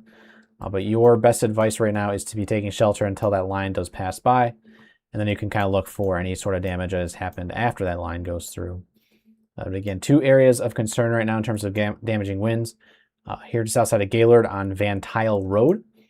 And just outside of Kingsley on M113 and Fenton Road. Flash flooding threat could be developing here across Benzie County as well. I would be watching out for a flash flood warning maybe soon. Flood warning now also in effect for Muskegon County if you missed it. We're going to continue to watch that storm as it moves off into Kent County, which it is right now. And it does look like it's trying to produce a little bit of wind as it's rolling in through Coopersville and Marne. Don't think we have any cameras out that far. So if you're watching from the Grand Rapids area and you live northwest of Grand Rapids and you have a business that would love to sponsor a weather camera, Walker, Marne, Coopersville area especially, we don't really have much along that I-96 corridor, and that could come in handy, especially later this winter when lake effect snow eventually starts to ramp up. So feel free to reach out.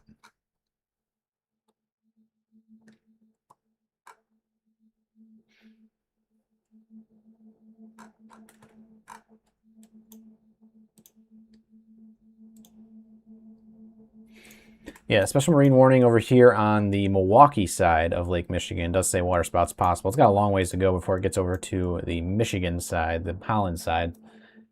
We'll keep an eye on that line as it continues to move in towards the Grand Rapids area. And again, we're starting to see this axis of rain really start to solidify and slow down across the area. So I would not be surprised if not only Muskegon County, but Ottawa and Kent, and maybe even over here towards Ionia County gets in on the flooding action here as the evening goes on and this line continues to slowly move into the area. So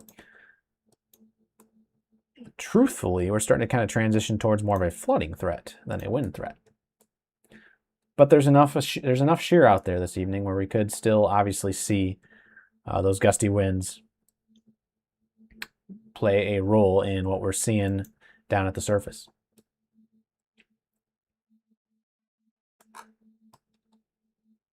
Current time right now, 8:32 p.m. I'm Chief Meteorologist Joel Fritzma here, joined alongside Ryan, who's in the background. He's the President of Operations. We also have our ASL translator in the house tonight, and that is Dawn down there at the bottom of the screen. Appreciate you guys for tuning in, following along, and hit that like button.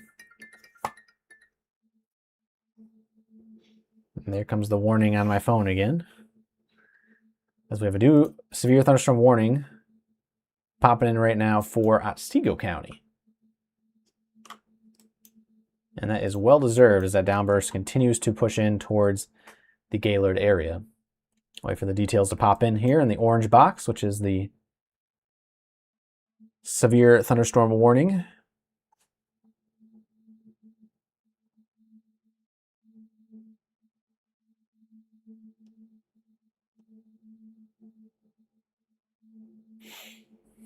Any second now. There we go. There's the new severe thunderstorm warning. Here we go. Reading off the details. The National Weather Service in Gaylord has issued this severe thunderstorm warning for southern Otsego County in northern Michigan until 9:30 p.m. At 8:32, a severe thunderstorm was located near Elmira, or 7 miles west of Gaylord, moving east at 30 miles per hour. Hazards, 60-mile-per-hour wind gusts and penny-sized hail. It is radar indicated. Wind damage to roof siding and trees is possible. Make sure you're taking shelter in a sturdy structure. Severe thunderstorm will be near Gaylord and Otsego Lake State Park. Within the next 3 to 5 minutes, Spar around 8:40, Chester Township and Johannesburg as early as 8:50, and Lewiston around 9:05. For your protection, as mentioned, move to interior room on the lowest floor of a building, preferably sturdy one. Hazards, once again, 60-mile-per-hour wind gusts and penny-sized hail, which is 0.75 inches in diameter. Downtown Gaylord.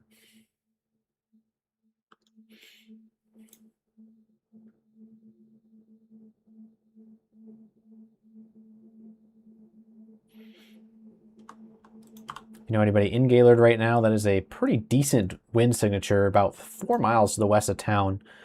It is spreading out in every single direction here, as you can see. And so I would expect maybe in places down toward Otsego Lake, which is why that orange warning box goes down that far, to perhaps get in on the severe wind action in this severe thunderstorm that is now warned. As a reminder, in effect here for the next 55 minutes until 9:30. So 2 warnings in effect right now. We have the Kingsley area, which has been getting rattled by some wind over the last 5 minutes, as now up next heading into Fife Lake.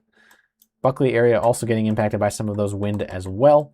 And now our second new severe thunderstorm warning in effect for Gaylord and Oak Grove for the next 54 more minutes.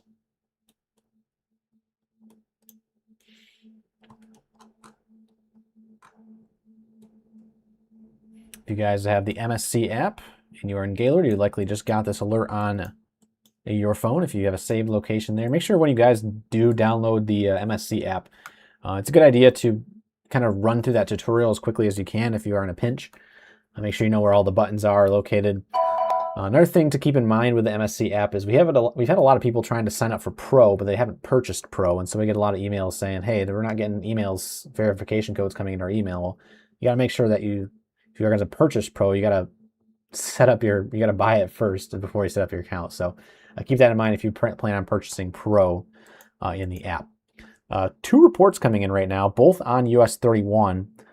60-mile-per-hour wind gusts from a train spotter with tree damage reported at US 31 and North Reynolds Road, and about 5 miles to the east. 60-mile-per-hour wind gusts, train spotter, small debris in the roadway at US 31 and South Long Lake, that is M137.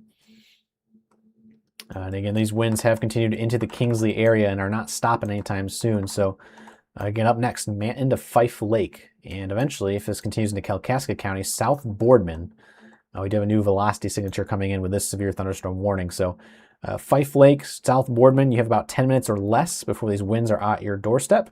Manton, about the same thing, about 10 minutes or less. The rain is already there, and you're surprised seeing a little bit of small hail. But the wind itself still just outside of town there. Do not delay. If you are in the severe thunderstorm warning, you should be taking shelter until that orange box is no longer showing over your house. The severe thunderstorm warning polygons. Wind continuing down towards Gaylord. Latest scan does continue on Millbacher Road at also Millbacher Road. It's all Millbacher Road. That's all it is. South Town Line Road also out there, about 2 miles southwest of Gaylord.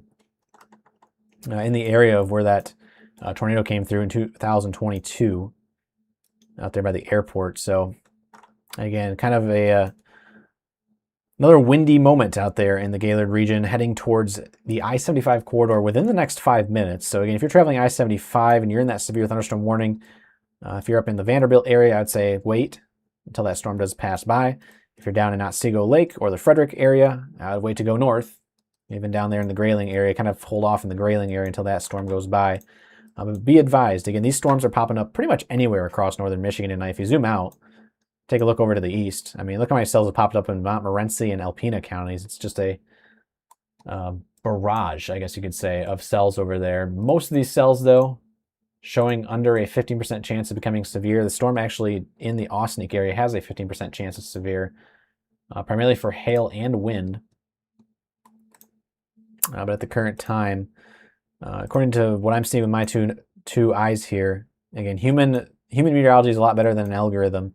I'm not seeing much in terms of the wind here, but also your two eyes help as well. If you guys are located in southern Alpena County, for example, let us know what you guys are seeing out there. Ground truth matters. If there is gusty winds happening, feel free to send that over to our messenger or in our MSC app. Any way you want to send it in to us, make sure you do so with time and location that it did occur.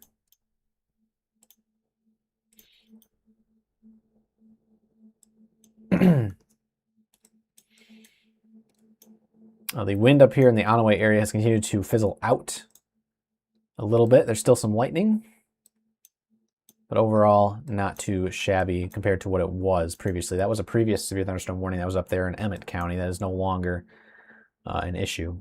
We'll go back down to the Grand Rapids area, check in on the Grand Rapids area. At the current time, just mainly rain, heavy rain at that. Anywhere you see on reflectivity radar, which is what I'm showing you currently, the hotter the color, the heavier the rain. So anytime you see these red and the pink on radar, those are your heavy rain droplets. The size of these rain droplets are upwards of the size of your thumb in some cases. It is also where you can start to see some hail come into play. If there is a freezing layer that's relatively close to the ground, at the current time, I'm not seeing much in the way of hail. If I take a 3D volumetric scan of the area, most of these heavy droplets that are the size of your thumb or larger are below that freezing layer. So they're not tumbling up and easily becoming this super cool liquid that eventually tumbles around more and more and becomes hail. So at the current time, this is just heavy rain across Allendale, over to Northview, Rockford, Grand Rapids, and Forest Hills areas. And continuing off to the east towards Belding and Lowell within the next half hour. So again, a little bit of a flooding threat starting to take over here in the Muskegon area at the current time, but also Kent County and northern Ottawa County could be up next for additional flood warnings here, likely within the next 30 minutes, I would imagine, as the National Weather Service in Grand Rapids continues to monitor this area. So as mentioned, turn around, don't drown when encountering a flooded roadway.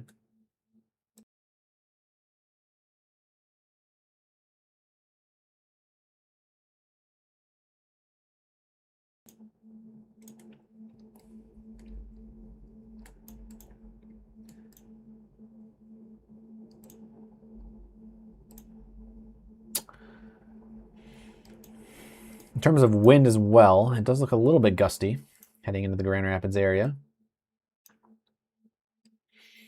I do have a view on the Hudsonville, or on the storm from Hudsonville. I'm also going to bring in the Kentwood camera and the Cascade camera, as these are also in the Grand Rapids area, and I do want to have some views on the storm as it rolls in, and we do have some actually really good views on it. It just looks ominous right now.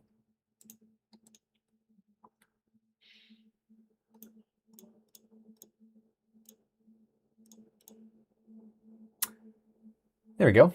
This is our Scooter's Coffee camera in Kentwood, looking to the west. See over there in the northwest skies, some darker clouds moving in. That is over in the vicinity of where the storm is currently rolling into the area, with perhaps some gusty winds entering downtown Grand Rapids. We also have, what's our Manistee cam, nice sunset out there. Our Cascade camera, also at Scooter's Coffee. Scooter's Coffee sponsors 3 cameras across the Grand Rapids Metro. Kind of the same story, looking to the west at some of those storms rolling into the Grand Rapids area.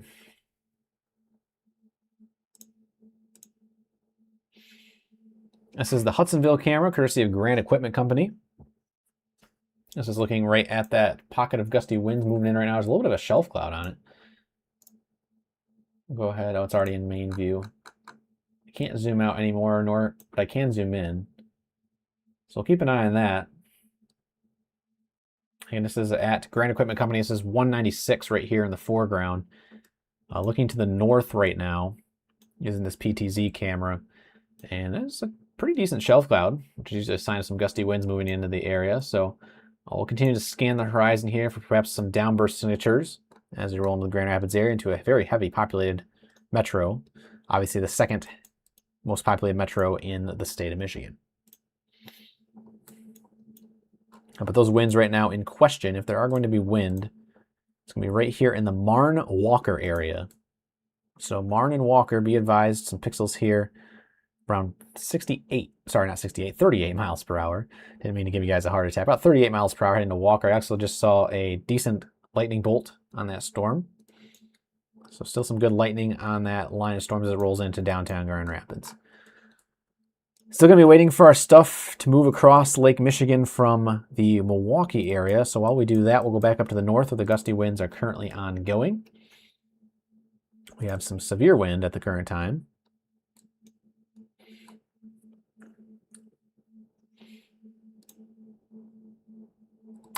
Just to the south of Gaylord. It is now actually in Gaylord, but also pushing to the south into Oak Grove, not Otsego Lake. We're going to have a new scan coming in just a second. So again, that severe thunderstorm warning in effect for 45 more minutes for Otsego County. For Grand Traverse and northern Wexford, it's another 30 minutes.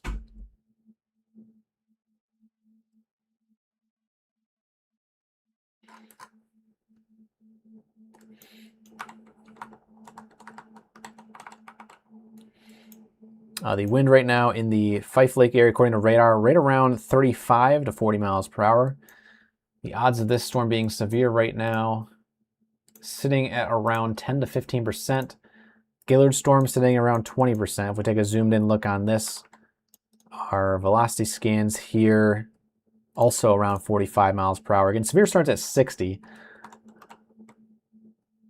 And we would not doubt that there's probably 60 close to the ground. Again, we're still pretty close to the radar site here, but be advised, gusts up to 60 are possible with this line as it rolls to Gaylord and Oak Grove at the current time.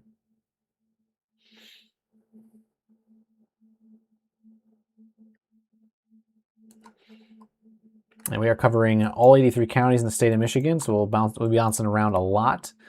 Also want to keep an eye on the storms to the west of Grand Traverse County, where a flooding threat is slowly developing. And as you can see, it's still just a train of thunderstorms well back off into the Green Bay area. So if these storms continue to move more east than south, I would not be surprised if we have some flooding starting to develop across the region.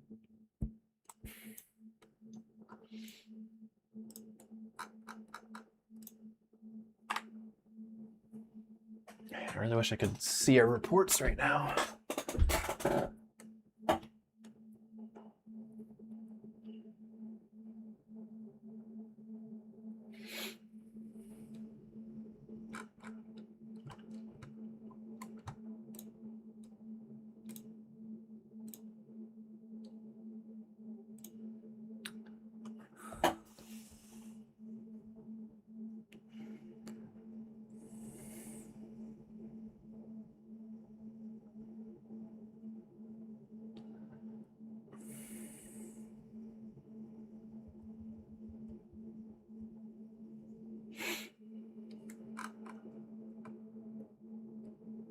So the theme right now is rain across the area.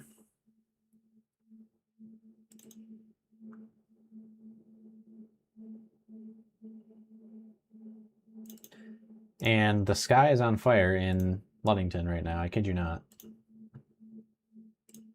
Quick view courtesy of Ludington area JC's 18-hole mini golf. And in Ludington there, it's looking off over Lake Michigan. Check out that sunset right behind that line of storms. It's gorgeous. Meanwhile, over in Hudsonville, very dark. Really developing shelf cloud here in the area. And this is just continuing to move in the Grand Rapids area. But we'll go back to the radar. On these storms in northern Michigan, the gusty winds have been over Gaylord now for the last 5 minutes. They're now also crossing I-75.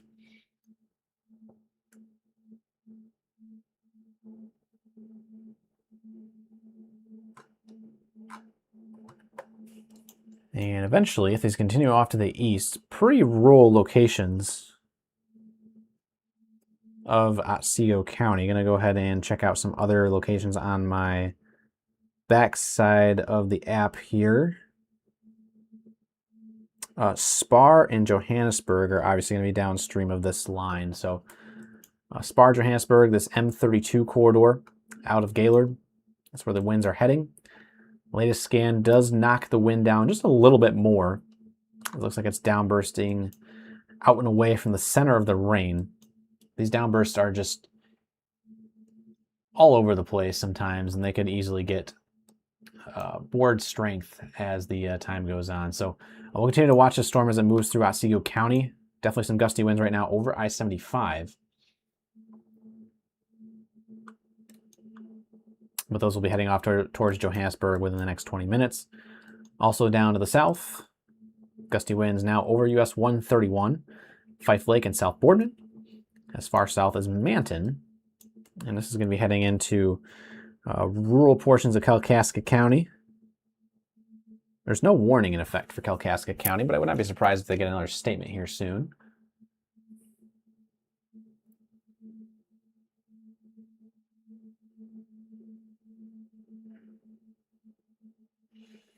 We have places like Giddings, Lodi, Spencer, and Smithville, as well as Sharon, Angling, and Fletcher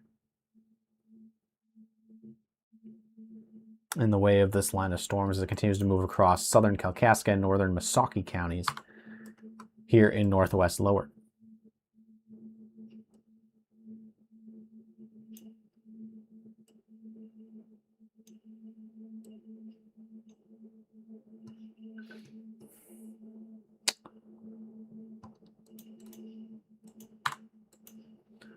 The warning has been trimmed as well from Grand Traverse County. 24 minutes left, but it does not include the interchange of M37 and M31 anymore. So Grand Traverse County northwest side has been trimmed. Still continues for the southeast corner. Another 24 minutes. Still another 39 minutes left on the Otsego County severe thunderstorm warning.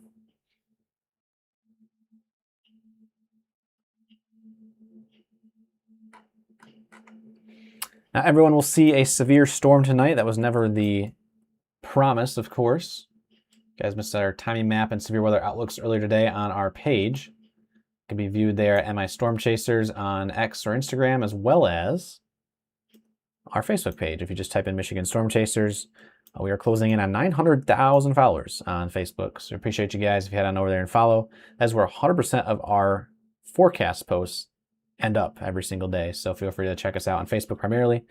And at some point in the future on our new MSC app, which is free to download in the App Store, we'll have a way to put all of our forecast posts, either the Facebook feed itself into the app or just have our own little community form inside the app itself. So while the app is still kind of, a little bit more bare bones in nature at the current time, there's a lot of improvements on the way for it. So feel free to download and be ready for more fun updates in the future.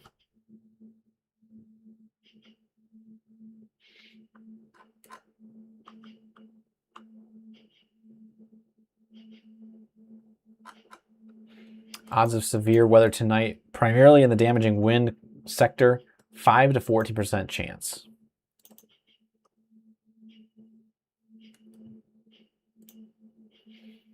There's another live look at Grand Equipment Company out of Hudsonville looking to the north.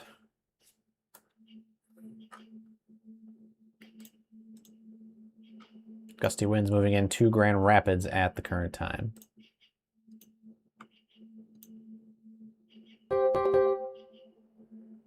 And there comes a new warning. Go back to the north. Hopping around, back and forth.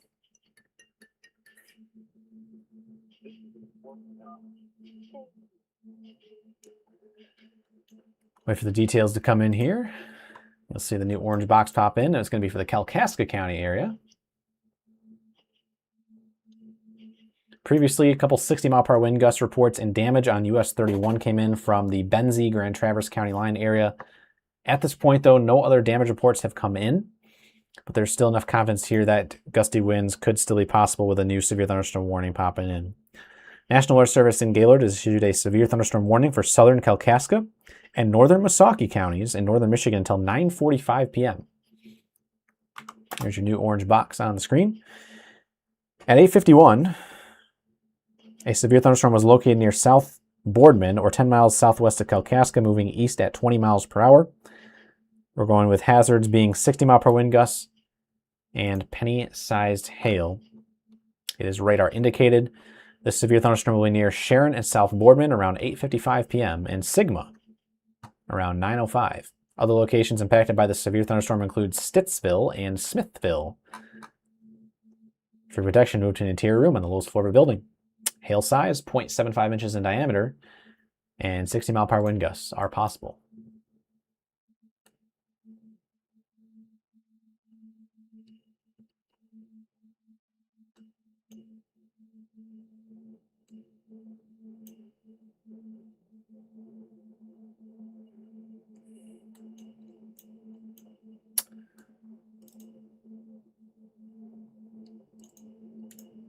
Very impressive shelf cut, by the way, coming in right now. I just wanted to show you guys this real quick. If you're in Grand Rapids, you probably can see this. Check it out on the Scooter's Coffee camera in Cascade. Developing shelf cloud here. Usually a sign of some gusty winds moving in. So if you're in the Grand Rapids area, be advised, it could be gusty. Winds up to 40 are possible, but again, no severe weather at the current time in the Grand Rapids area.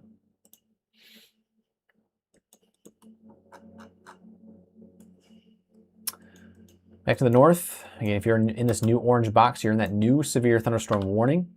Taking a look at the winds down at the street level, the core of this wind appears to be in South Boardman right now. The heaviest green pixels that we're seeing right now are on Shippey Road, at Larson Road, heading towards Larson at Quarterline, and of course, US 131 right now in South Boardman. We'll be traveling continuously down Boardman Road and Hall Road over the next 5 to 10 minutes. There's the latest scan. Continues the wind over US 131 at Larson and 131 itself.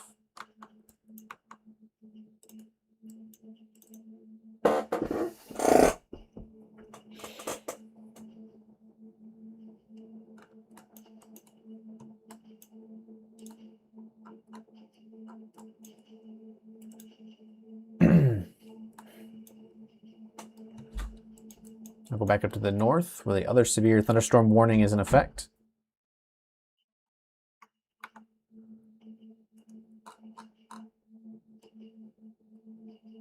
Emily says I'm on Shippey. It just hailed here. Thank you for that report, Emily. If you have any reports to send in, feel free to do so in the app or over in our comments section. And that would be in the comments section of one of our other posts. That's not the live stream.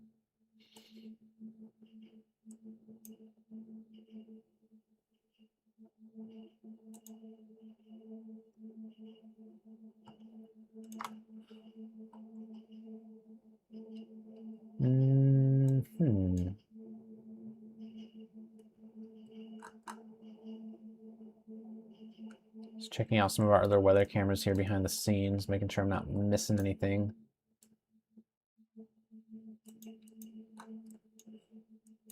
If it looks like I'm thinking for 30 seconds, that's what I'm doing. I'm checking out some of our other stuff behind the scenes. I'm currently running solo right now. These storms in the Grand Rapids area, by the way, have a 5% chance of severity, so not that crazy at the current time. The main concern still remains perhaps a little bit of flooding ongoing across the area.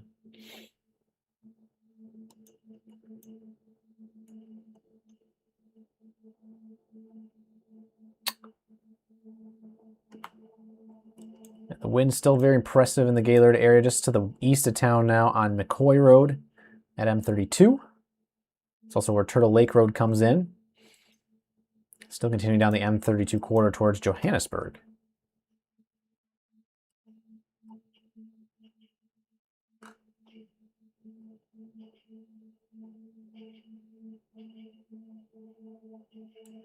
So if you are in Johannesburg, be on the ready here for some gusty winds the next 3 to 5 minutes. You also have more cells trying to converge just to the south. Keep an eye on these storms as they continue to blossom in all these random locations. So you can't count out any single cell tonight because we have these wet microbursts occurring across the region.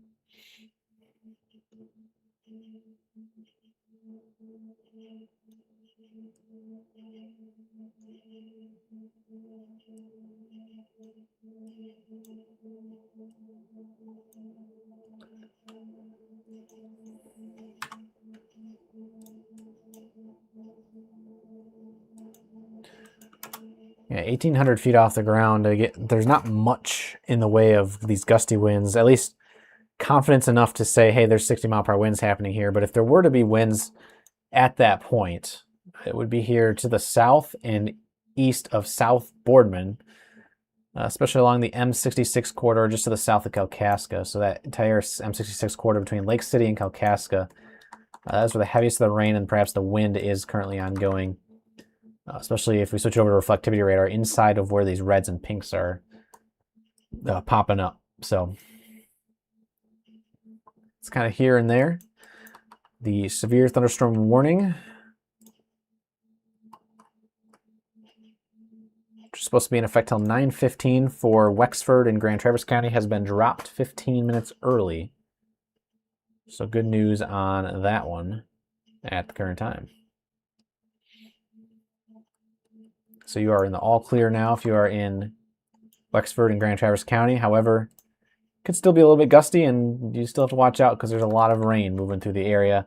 If you plan on going out and driving, avoid those road crossings where especially elevation comes into play and water can kind of overtake the road. You don't want to be taken by surprise, especially at night. Now that the sun's going down, it'll be harder to see the road in general, especially if it's water covered. So turn around, don't drown when it comes to flooded roadways.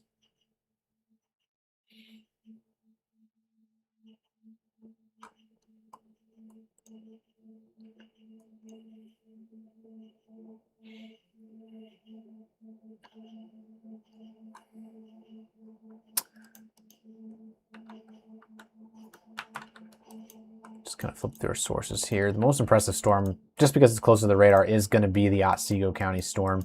Over in the Alpena area, a lot of these cells right now are just normal thunderstorms. And, you know, we'll take normal thunderstorms just as long as there's no flooding involved. And right now, you know, Alpena County could be getting in on some of that flooding as this line of storms continues to track over the same area. But we're doing pretty good otherwise here in Northeast Lower. Presque Isle, Montmorency, and Alpena counties, for the most part so far, besides maybe a couple occasional gusty winds. It's been primarily thunder, lightning, and just heavy rain. So not too stressed right now in terms of stuff happening in Northeast Lower. Just watch out Montmorency County, M32 corridors. There's a severe thunderstorm just off to your west. It is kind of dipping a little bit further south towards the Lewiston area potentially as time goes on. So we'll keep an eye on that. But right now, the severe thunderstorm warnings that are out there,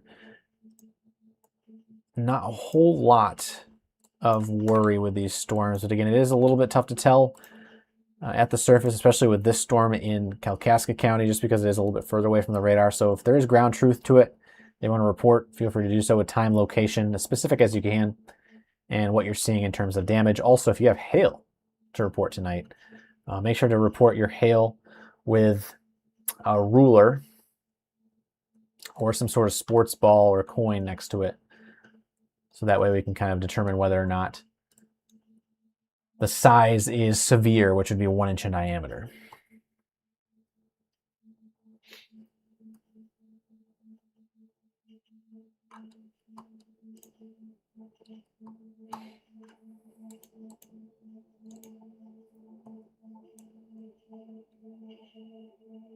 Multiple ways to send in your damage reports for those who are just tuning in. As a reminder, we have our new Michigan Storm Chasers app free to download on Apple and Google Play.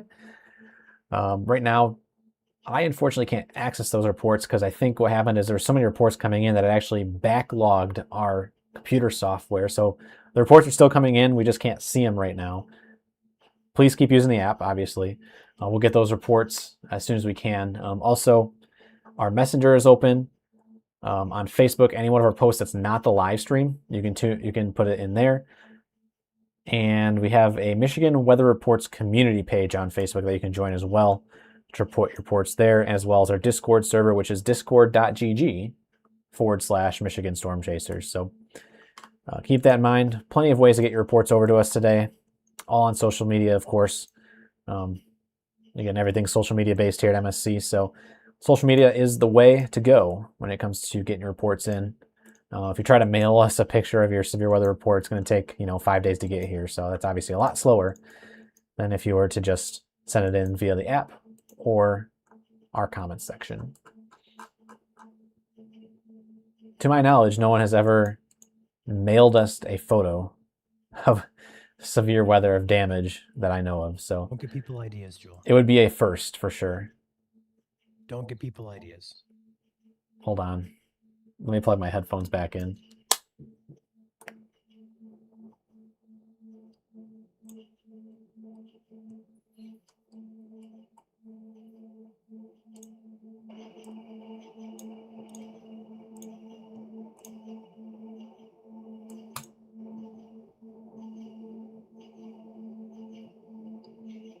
Okay, you can speak now. I just said don't give people ideas. Just kidding. Give me 1 second. Okay, speak now. All I said was don't give people ideas. No. Yeah, definitely not.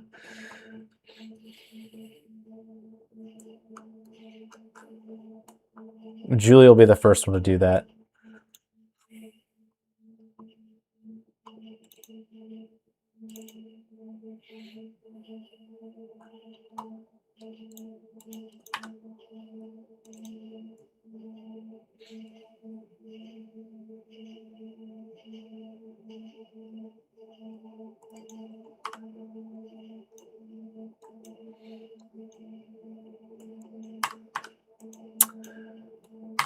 Taking a look back at the radar, our velocity has continued to fall off a little bit here over the last couple of minutes. It's still obviously going to be gusty out there underneath these severe thunderstorms, but again, I'm not too impressed right now with what I'm seeing out there, and hopefully that's the continued trend. Hopefully we can continue to go towards not severe.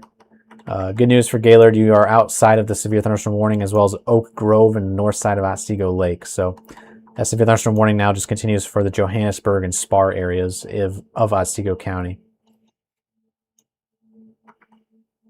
That warning, by the way, in effect for another 24 more minutes. 39 minutes left on the Kalkaska and Missaukee County severe thunderstorm warning. Not a whole lot happening here.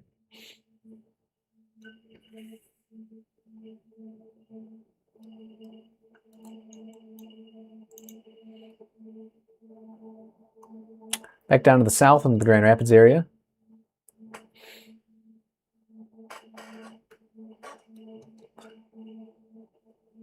Still seeing some lightning on some of our sky cams. Very weak in nature at the current time. But there's going to be gusty winds across the Grand Rapids area. It's going to be north of the airport, around Forest Hills, up to the north of Lowell and Smyrna, heading in towards Belding. A couple downburst signatures there possibly at the current time. But again, the main concern right now across the West Michigan area is how much rain are we going to get, and is it going to become a flash flooding threat? So we'll keep an eye on these storms. Right now, nothing of concern at the current time in terms of downbursts being severe limits, which, by the way, is 60 miles per hour. If you guys have been curious and asking yourself that question, hey, what is severe wind?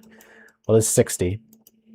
And right now, with these storms up to the north that are currently severe thunderstorm warned, when I hover my mouse over these velocity signatures, I'm not seeing much in the way of even 40 miles per hour, maybe 40 at best. But again, ground truth matters. If you guys believe you're having 60 mile per hour wind gusts, feel free to send in a screenshot of your anemometer, or of course the tree damage that is occurring with this line of storms.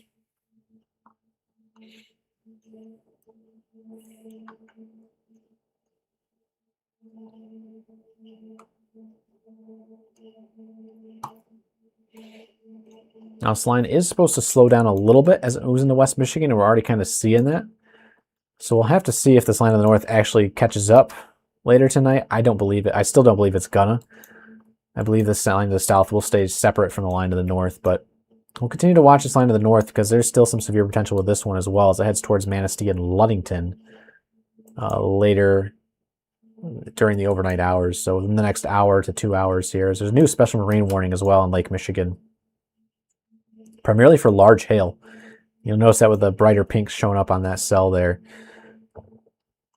So if you're out boating there in the middle of Lake Michigan, in that blue box, that's the equivalent of a severe thunderstorm warning over the waters.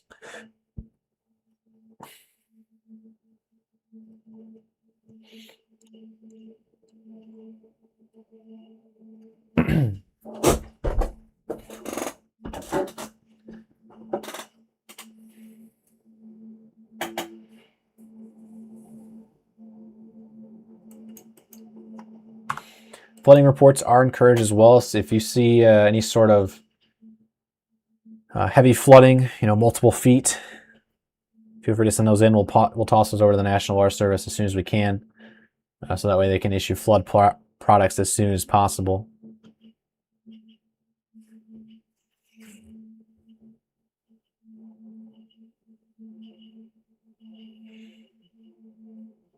Grand Traverse and Wexford are... Oh, they've already been canceled. I don't know why that notification just came in. That's so old.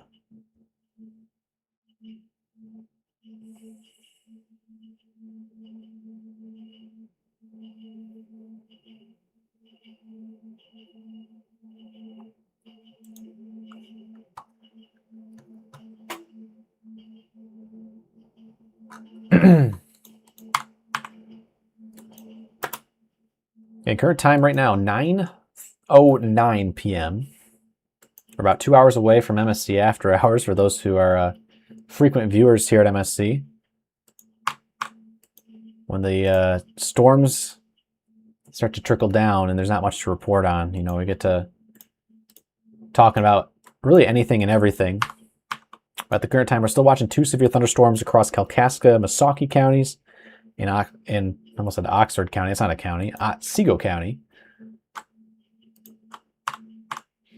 Here in northern Michigan. And in fact, Otsego County was just canceled. So we're down to 1 severe thunderstorm warning for Kalkaska and Missaukee counties.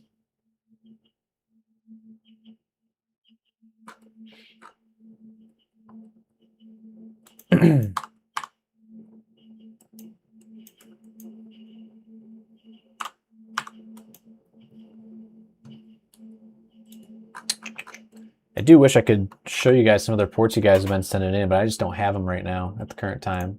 I don't think I'm going to get them by the end of the night, which is really unfortunate. But we'll continue to keep some of these reports coming in that are in the messenger right now over onto the page as needed, and of course sent over to the National Weather Service as needed, as they are ultimately the people who are issuing these warnings this evening.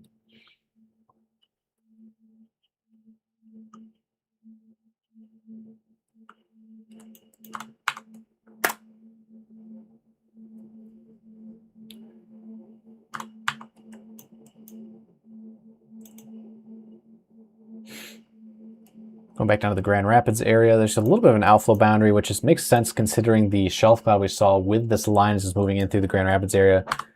This outflow boundary will continue to pull our storm motion a little bit further south. But at the current time right now, nothing in the way of damaging winds. That's a good sign here across the Grand Rapids area, as the damaging winds, if they were to occur, would be happening directly over downtown Grand Rapids. But right now, in terms of any sort of actual downbursts ongoing, Forest Hills to points north of Lowell and Saranac, that is going to be up here. I see one specifically on Feuerstein Road at Harkness Road.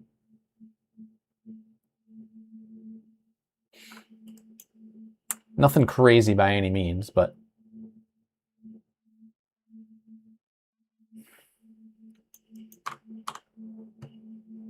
continue to watch.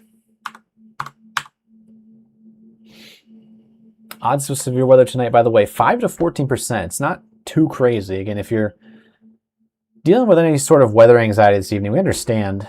The good news is the best way to think about it is that the chance of severe wind is 85, well, the chance of no severe wind, I should say, 85% to 95% chance of it not happening if you even get a storm to begin with. If you don't have a storm at all, those odds are always going to be at 0%. So good news there.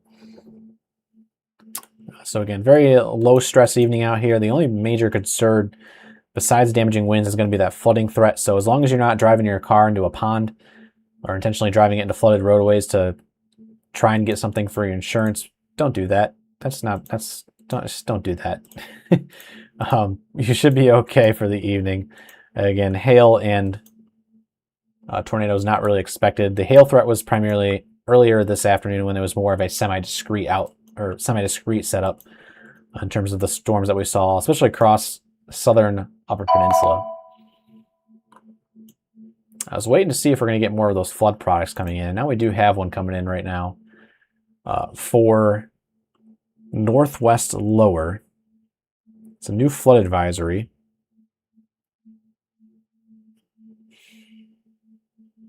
Has been issued by the National Weather Service in Gaylord until 11:45 p.m. for flooding and caused by excessive rainfall. Benzie County and far western Grand Traverse. Minor flooding in low-lying and poor drainage areas is expected for your impacts. At 8:34 p.m., Doppler radar indicated torrential rain due to thunderstorms. Minor flooding is ongoing or expected to begin shortly in the advisory area. Between 1 and 2 inches of rain have fallen, with another ½ inch, 2 inches of rain expected over the area. This additional rain will result in minor flooding. Locations in this flood advisory include Frankfort, Beulah, Benzonia, Alberta, Honor, Lake Ann, and Bendon. Turn around, don't drown. When encountering flooded roads, most flood deaths occur in vehicles.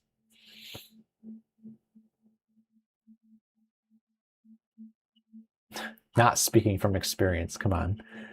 I'm not that dumb. We don't drive our vehicles into flooded roadways, come on.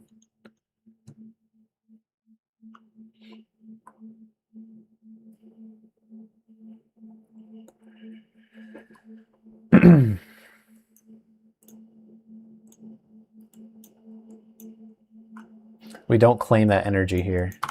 We want you to be safe at all costs. So when we say don't drive into flooded roadways, please don't. If you guys know the acronym FAFO, that's what will happen if you try and drive into flooded roadways. You can also use that acronym in many things in life, but when it comes to the weather, especially driving into flooded roadways, you'll find out pretty quickly. That is no bueno. In fact, in terms of flooded roadways, you really only need about 6 inches of moving water to kind of start to sweep your car, especially if you have like a really tiny car that's maybe, I don't know how much or how light the lightest car is, but only a couple tons, around 10,000 pounds or less. You only really need 6 to 9 inches of some of that moving water to start sweeping that vehicle off the ground. So again, the rule of thumb is if you can't see the road in the flooded road, or if you can't see the road underneath the flood waters, it's a good idea to maybe just avoid it. Because again, another thing to keep note is if you can't see the bottom, who knows? There might be something that's washed out. You could see that maybe a culvert is washed out. We literally saw this on I-196 last week.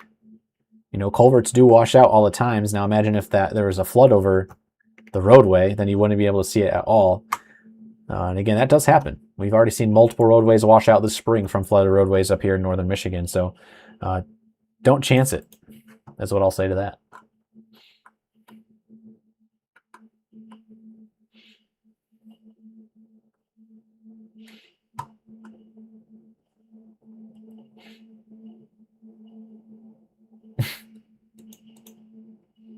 Someone just said their forward focus loses to about 5 inches. Yeah, it doesn't take much. The physics at play when it comes to moving water, it's a lot more force than you think.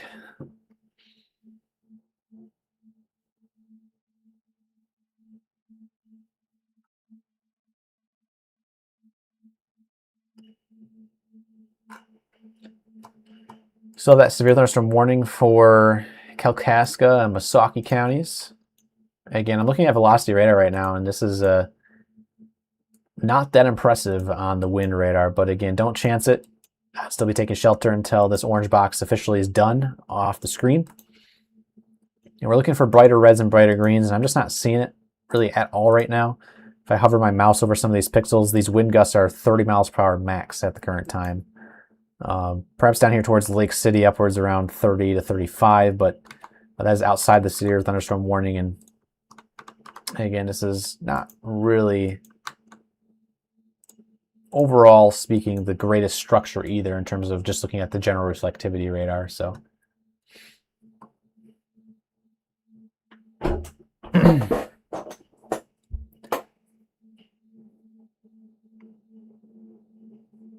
did I really say that? Did I accidentally mess that up? If you can't see the road under the flooded road. Yeah, sometimes I accidentally repeat myself. I do apologize.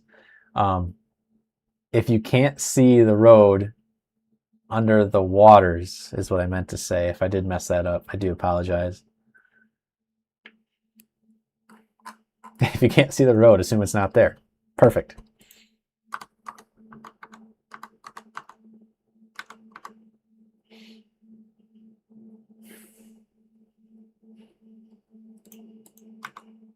I will say the most concerning storm right now is not actually in or on land here in Michigan. It's actually the one over the water, eventually heading towards Onekama and Manistee. That's going to be Manistee County proper within the next hour. It's a pretty good hail core on that right now. Take a look at correlation coefficient. You can see those yellows and oranges and greens I usually talk about on correlation coefficient radar. It's there for sure on that cell looking from the Gaylord radar. A little bit of a third body scatter spike. As a reminder, that third body scatter spike is false data. It's the radar trying to get through the storm, but as it does, it's kind of get refracted and causing false data to be returned on the backside of the storm. So usually only happens when you have larger hailstones tumbling around. That's kind of what we're seeing right now with this cell in the middle of north central Lake Michigan, just offshore of Kewaunee, Wisconsin.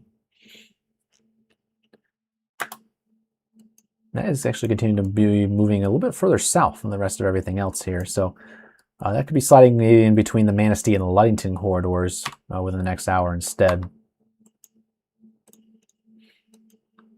And correlation coefficient radar, also something you can access on the MSC Pro version of the app. It is optional to download, but it's there if you guys would like to do so. You guys are interested in all the professional radars that we use here at MSC.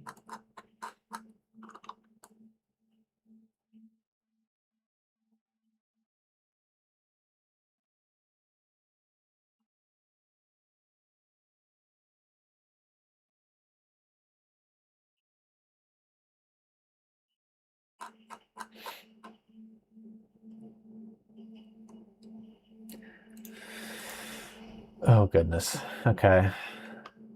I might as well catch up some of our super chats here. We got Rona Alex, Shadow Raven 4 times, Ann Walk, and Kimberly N, all sending an assortment of jewels, as well as Graydon, sending 5 of them. Joe A, 199 super chat.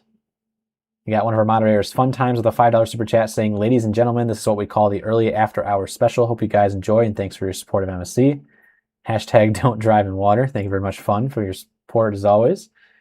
Also sending a $2 super chat. He wanted me to read out 6767676767 5 times in a row. Also, our buzzwords of Topinabee and heat lightning. Again, some of our inside jokes here, not the 6-7 part, but the Topinabee and the heat lightning are inside jokes here at MSC. If you're here more often, you'll learn very quickly what some of our inside jokes are, or some of our just lore from the past and why we keep talking about it now in the future, or the present. Zooming out at the entire lower peninsula, you'll notice there's one severe thunderstorm warning in effect. That is for Kalkaska and Missaukee County. That is it. We have a couple blue warnings out there in Lake Michigan. Those are special marine warnings. Those are the equivalent of severe thunderstorm warnings over the water. You'll also notice that while there are severe thunderstorm warnings over the water, known as special marine warnings, the overall intensity of our rain over the water is starting to dwindle a little bit. We could still see some embedded wind gusts there, but it looks like it's turning into more of a wind threat. Or sorry, not a wind threat, a flooding threat, as there's a lot of rain on Lake Michigan that is not really doing anything other than just pouring out in buckets. So again, don't drive into flooded roadways if that does happen across the Grand Rapids Metro later on. We also have training showers continuing up here to the north, across the M55 corridor, and we could see a little bit more of maybe a little bit of hail actually moving in towards Manistee County in a little bit. The general gist of tonight, especially here as we get towards the 10 o'clock hours, this is supposed to translate into only a damaging wind threat. There's a little bit of isolated spin out there this evening, but not enough to really get tornadoes to happen. And so again, the odds of a tornado tonight are really under 3%, and so not really expecting anything to happen. Tornadic-wise with these storms, it's primarily just going to be a wind threat and a flooding threat, with a secondary hail threat and a tertiary tornado threat. But again, hail and tornadoes not really expected tonight. And we are very close here to being warning free.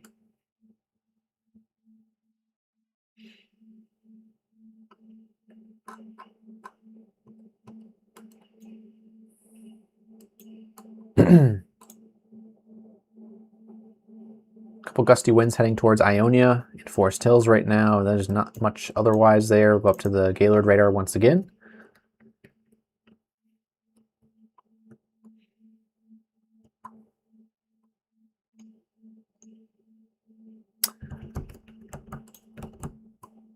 Still just a tad bit windy here, just to the northeast of Lake City. It's eventually heading towards Higgins and Houghton Lake in the Roscommon area. 60-mile-per-hour winds and penny-sized hail are the text, or is the text for the severe thunderstorm warning in effect till 9:45. So we still got about 20 minutes left on that storm as it rolls towards Roscommon County.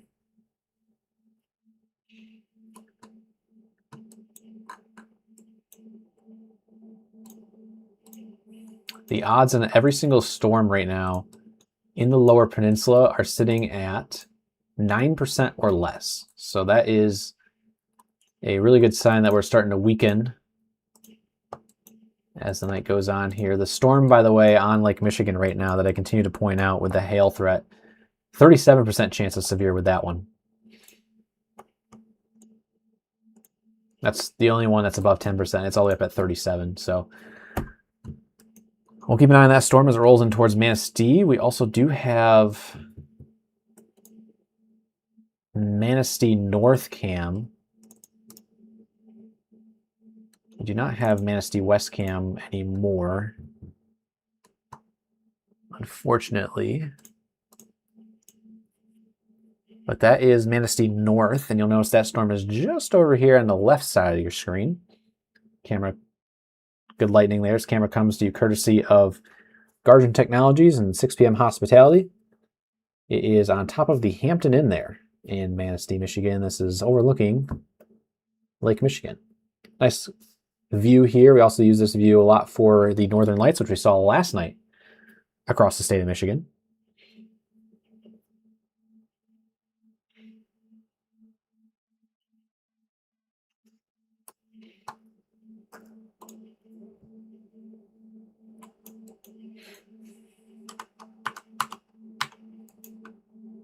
By the way, those percentages that I keep mentioning are for each individual cell.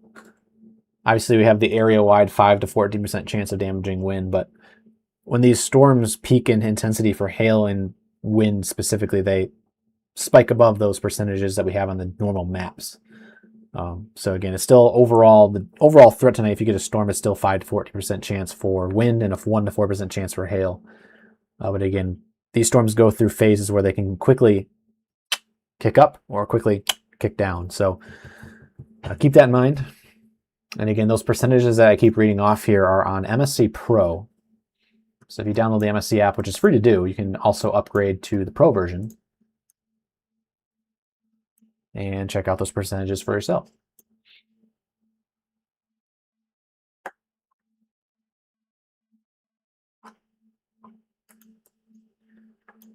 The warning has been trimmed just a tad. See the orange box has moved a little bit. So if you're up here in the vicinity of Sharon Road at M66, that warning is no longer in effect for you guys. I believe that's the Fletcher area, if I recall.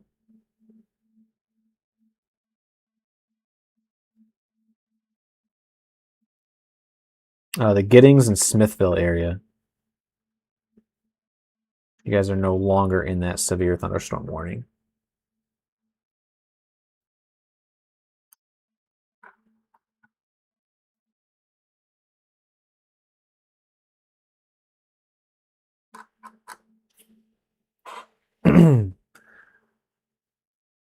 Also, because I keep speaking about MSC Pro version, a glitch that we've been dealing with is people have been trying to make their Pro account before actually purchasing Pro. So keep that in mind. If you're trying to set up a Pro account in the app, make sure to purchase Pro first and then set up the account. Then it would give you that verification email. You'll also notice you can probably hear the wind and the rain. It is now doing that at my house.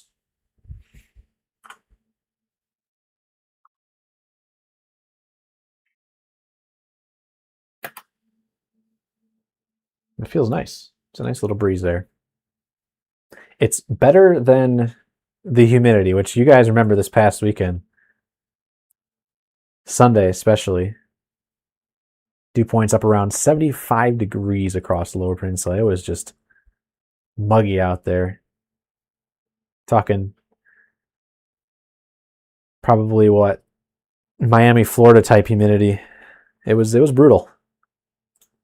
But we do get those days here in Michigan where the humidity really likes to showcase itself. Especially here in August where you get that corn sweat season. Looks like 2 new downbursts occurring right now, just the north of Prudenville and St. Helen.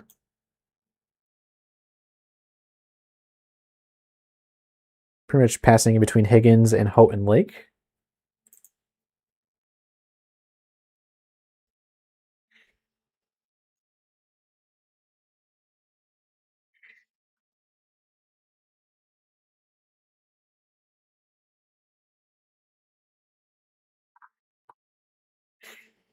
Joe, it'll just automatically update to the Pro version.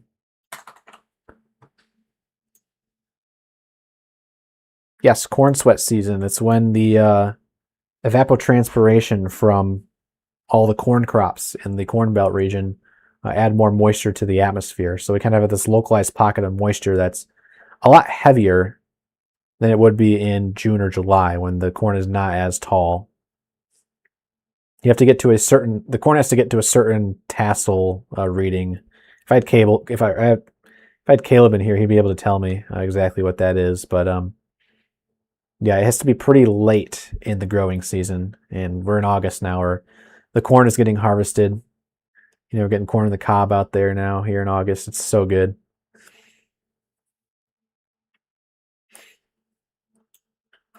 But yeah, it looks like 2 new downbursts right now. And I wouldn't be surprised if they put a statement out for these. Those little spots of red mixing in with the green, those are your new downbursts.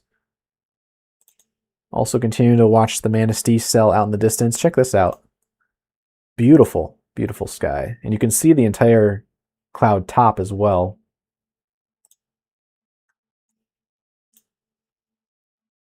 A little of an inflow region out there, that tail cloud tip going into it. These cloud tops are only up at around 30,000 feet, I believe. 30 to 35,000.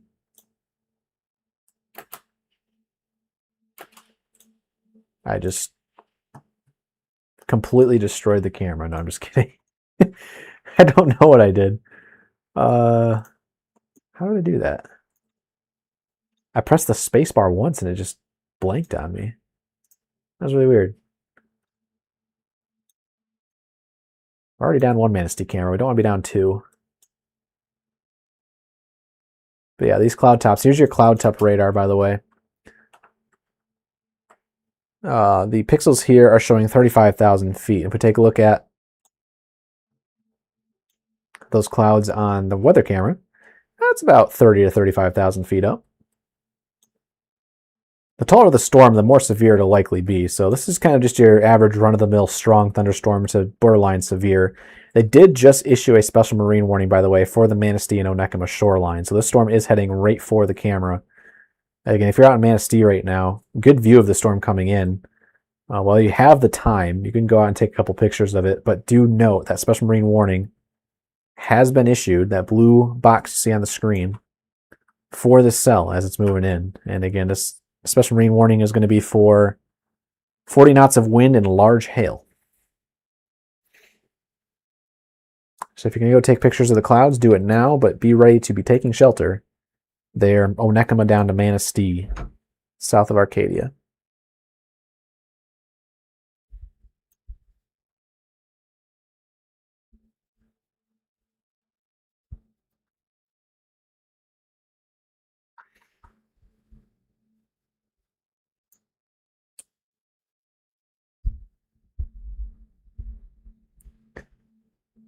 Yes, that was Lake Michigan, the camera. We switch back over to our downburst signatures here to the north of Houghton Lake.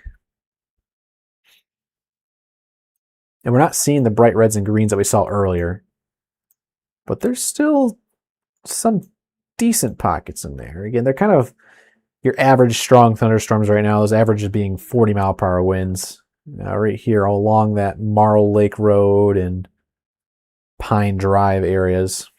Just on the north of St. Helen and west of St. Helen. I would still definitely be inside, obviously, when this line's moving through. Those 40-mile-per-hour gusts can bring down some isolated tree limbs.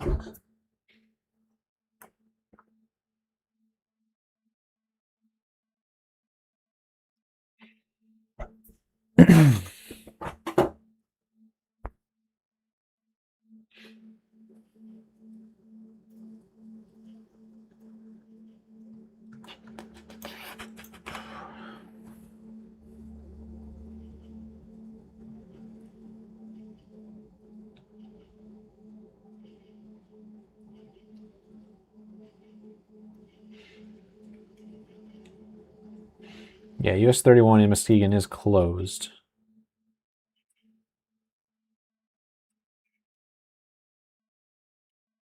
That was due to flooding from earlier. Saw that Facebook post.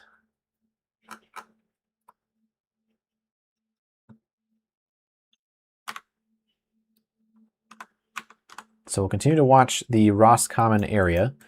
We'll go back down to the south here. These temperatures are cooling off well into the 60s as the rain passes over. It really does feel nice out there at the current time.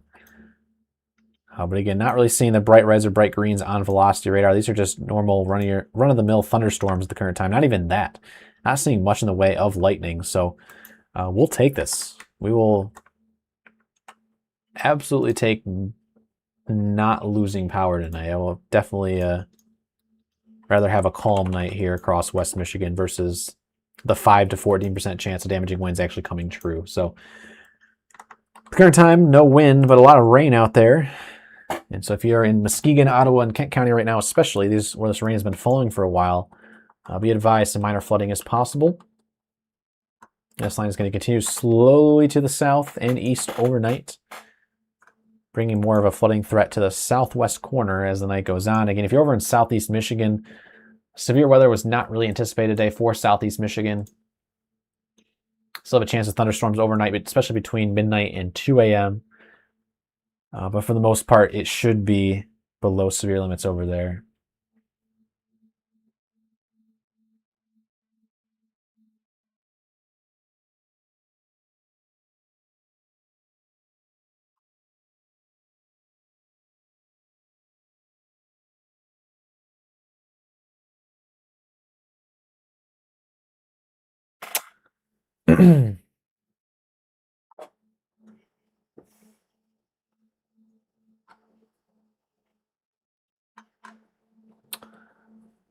Back up to the north here. We're still in severe thunderstorm warning ops, with a severe thunderstorm warning for Kalkaska and Missaukee counties in effect for another 7 more minutes, expiring at 9:45 p.m. Once again, that is for maximum wind gusts up to 60 miles per hour, no hail with this one. Stittsville and Smithville in that severe thunderstorm warning, as well as Moorestown.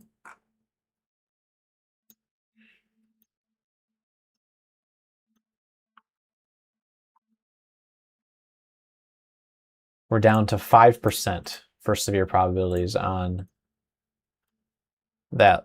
these lines of storms here in the Roscommon area.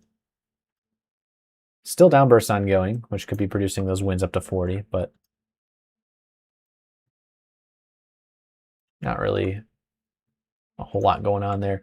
Again, the only concern right now is going to be the storm offshore from Manistee. There is a 42% chance of severe on this one now. So if you're in Onekama, Manistee, I mean, you can see the storm coming. We have it up on our screen itself. Good lightning out there. Cloud tops up to around 35,000 feet. There's your strong to severe thunderstorm out there in the distance. In our west cam, we don't have it, but we have our north cam, courtesy of Guardian Technologies. And that does have a view on the storm over here on the west, technically the west side of the screen, the left side of the screen, here at 9:38 p.m.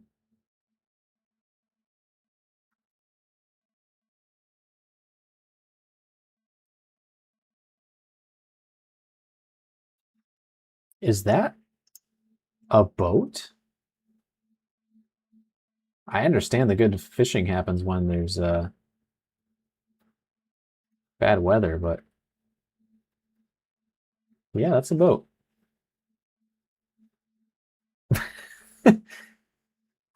All right.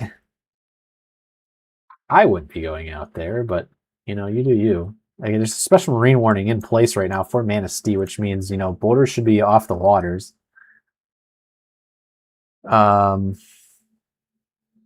Details read special marine warning for Lake Michigan from Point Betsy to Manistee, Michigan. 5 nautical miles offshore to Mid Lake, Manistee to Point Betsy until 11 p.m. 926, severe thunderstorm is located 25 nautical miles northwest of Manistee Lighthouse, moving southeast at 30 knots. Wind gusts of 40 knots and large hail. It's equivalent to about 45 mile per hour wind. As the radar indicated, impacts here, small craft could be damaged in briefly higher winds and suddenly higher waves. Large hail could result in structural damage. Portage Lake, Williamsport, and Manistee in this severe thunderstorm warning. And the special text does read, move to safe harbor until hazardous weather passes. That could be Coast Guard. Oh, there's a really small boat, though. That's behind the trees now. Good news is, otherwise, it looks like it's a pretty calm night out there on Lake Michigan. Not really many other boats out there at the current time.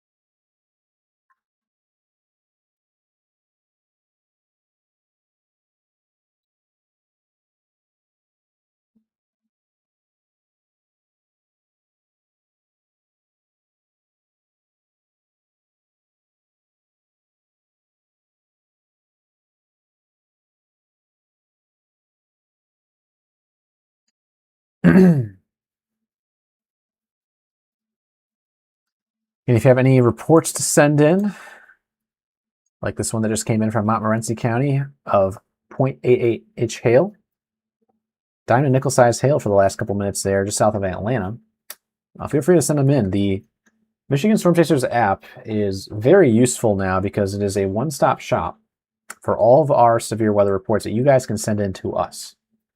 So we have direct connections with the National Weather Service office that we can just take these photos from the desktop version of our app, paste them right in the chat with the National Weather Service offices, and they see these reports in 30 seconds or less. So again, fastest way to send the reports through the MSC app, and we're able to do that in a timely manner. So again, it's the best way to report severe weather here in the state of Michigan now. Our ultimate goal here at MSC was to connect you guys to the National Weather Service and vice versa. And so now that we have our app out and you guys can send in your reports via the app, that significantly reduces the time of communication between you guys, the public, and the National Weather Service office. 30 seconds or less on some of these reports, depending on what reports we're looking at as they come in. So I appreciate you guys. If you have already downloaded the app, appreciate you guys. If you haven't yet, feel free to head on over there, download it for free.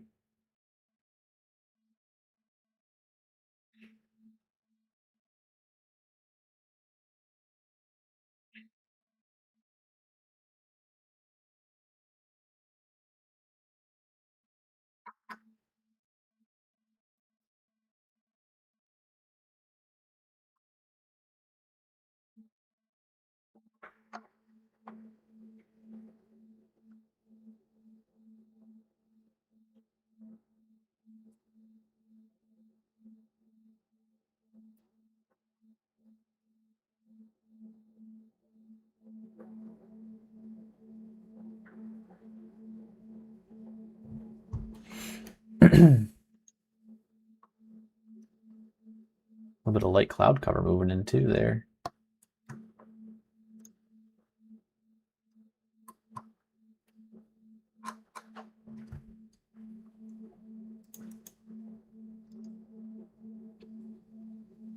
And we are now severe warning free, by the way.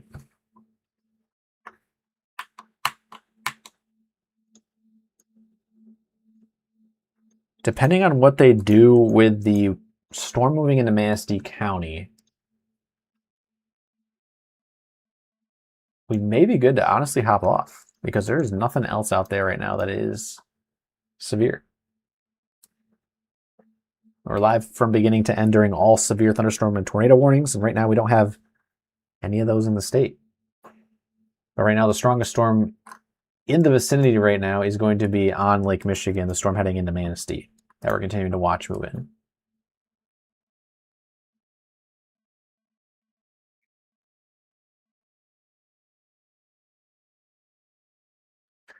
Dawn, we have someone wondering where you got that hoodie from. I don't know. I just showed up in the mail one day. I think you'd have to talk to Chandler about that one. Yeah. We do have a bunch of merch available. We don't often tout it here at MSC because we're obviously always covering these severe storms for you guys. But if you are truly interested in helping out full-time operations, merch is the best way to do so. Our merch store is open. It's michiganstormchasers.com, I think /shop is the full link for that. Otherwise, you can just go to our michiganstormchasers.com website, and then you'll find the support tab, and you can donate directly there or go find out the merch store. And there's a lot of cool products on that merch store right now. You can also check us out in person at some of the fairs that we are going to right now. We have Chandler and Company up at the UP State Fair in Escanaba through the 23rd, and then they're coming back here to West Michigan in the 24th through the 29th, and also handing out merch there. So feel free to check us out in person if you're in the Grand Rapids area in Hudsonville, August 24th to 29th.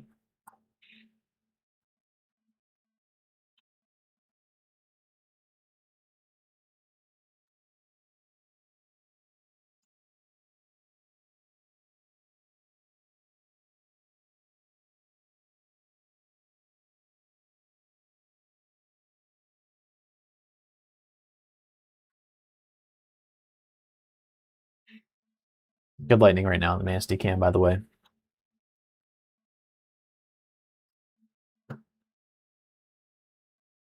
It's a kind of a lightning watch party right now.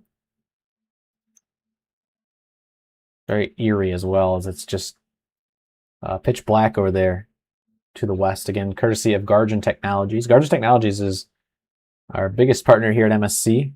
They're the one that's pretty much installed the majority of our weather cameras across the state. We have 120 of them. Actually, I think we just installed half a dozen more, I think today or in the last couple of days here across the state of Michigan. So we're up to about probably 125 now. If you guys would like to sponsor a weather camera, and we can use them during these live severe weather coverages, feel free to reach out. It's a one-time cost for you or your business that would like to sponsor. Ryan, who is in the background right now, his email is ryan@michiganstormchasers.com. A lot of areas across northern and central lower Michigan that have some coverage gaps. So you could be the only camera in your county if you're up, especially in central and northern lower Michigan. There's some really good lightning there on our Manistee cameras. So we encourage you guys, if you have a really good view, good sight line, and you're also willing to perhaps purchase a PTZ camera, which we can move around in all directions to see all of the skyline, highly recommend to reach out to Ryan there. Again, his email, ryan@michiganstormchasers.com.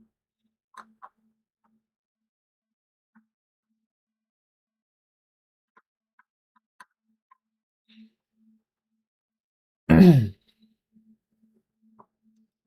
like a little bit of a shelf trying to form here on this Manistee camera.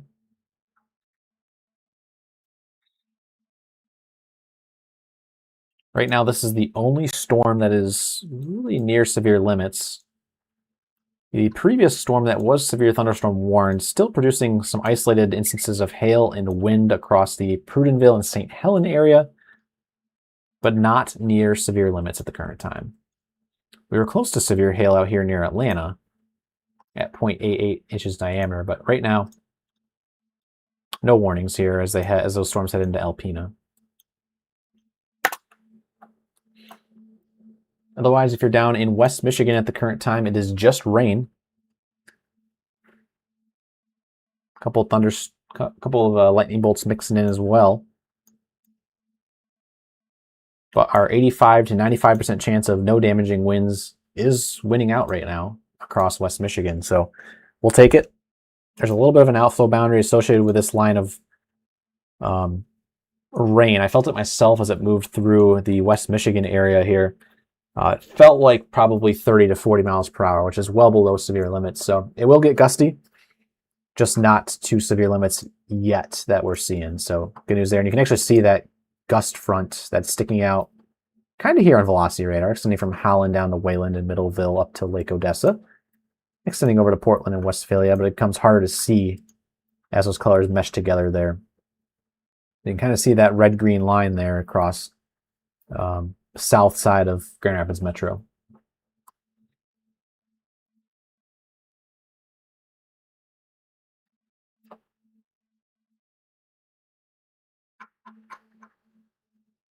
Yeah, we truly wish we could come and visit more fairs throughout the summer, but again, we have very small staff. You know, our operation is very large. We have over 1 million of you guys following us across all social media platforms, but we only have about 9 of us on staff, and about half of our staff is up in Escanaba. The rest of us are helping out with severe weather operations. So we do wish we could be everywhere, but unfortunately, there's only so many of us that can be all across the state, especially since there's, 90 fairs a year in the state of Michigan.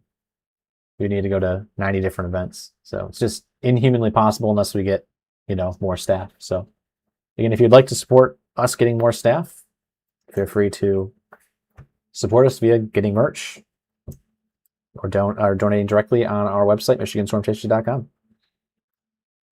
It all goes back to helping you guys stay weather aware.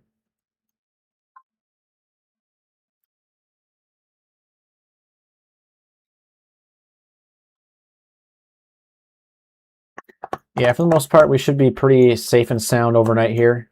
We're just kind of waiting and seeing what the Manistee cell does.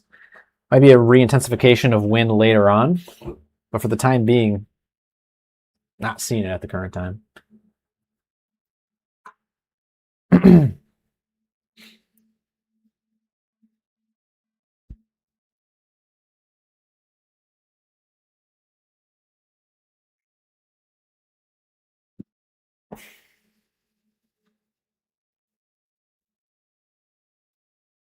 I guess while we wait, we'll also go into the period of shouting out our trusted partners. If you are new to Michigan Storm Chasers, we have about 20 to 25 different trusted partners that help keep our operations primarily going throughout the year, 365 days a year, so that we're able to be full-time for you guys anytime severe weather does occur. So as a thanks for trusting or for sponsoring us and being trusted partners, we'll shout them out here, as always, during every single severe weather coverage or live stream that we do have. We'll go in order here from A to Z. We'll start off first with Northwest Michigan. If you're watching from Northwest Michigan, this is your trusted partner for any sort of exterior home improvement needs, A-class construction and restoration. Quickly down the list, again, name of the business and location will be mentioned. American Arbor, located in Southwest Michigan. Apex Restoration, covering the Genesee County area and the Thumb. Battle Creek IT, for IT needs across the 94 corridor. Our newest trusted partner, Boss Snowplow, covering the Lansing area. We have Carlson Equipment Company, all of your equipment rental needs across the southern Lower Peninsula. Crystal Flash, for all of your fuel and propane delivery needs across the state. Inc. Media, if you're interested in website design and growth marketing strategies for your business, Inc. Media has got you covered.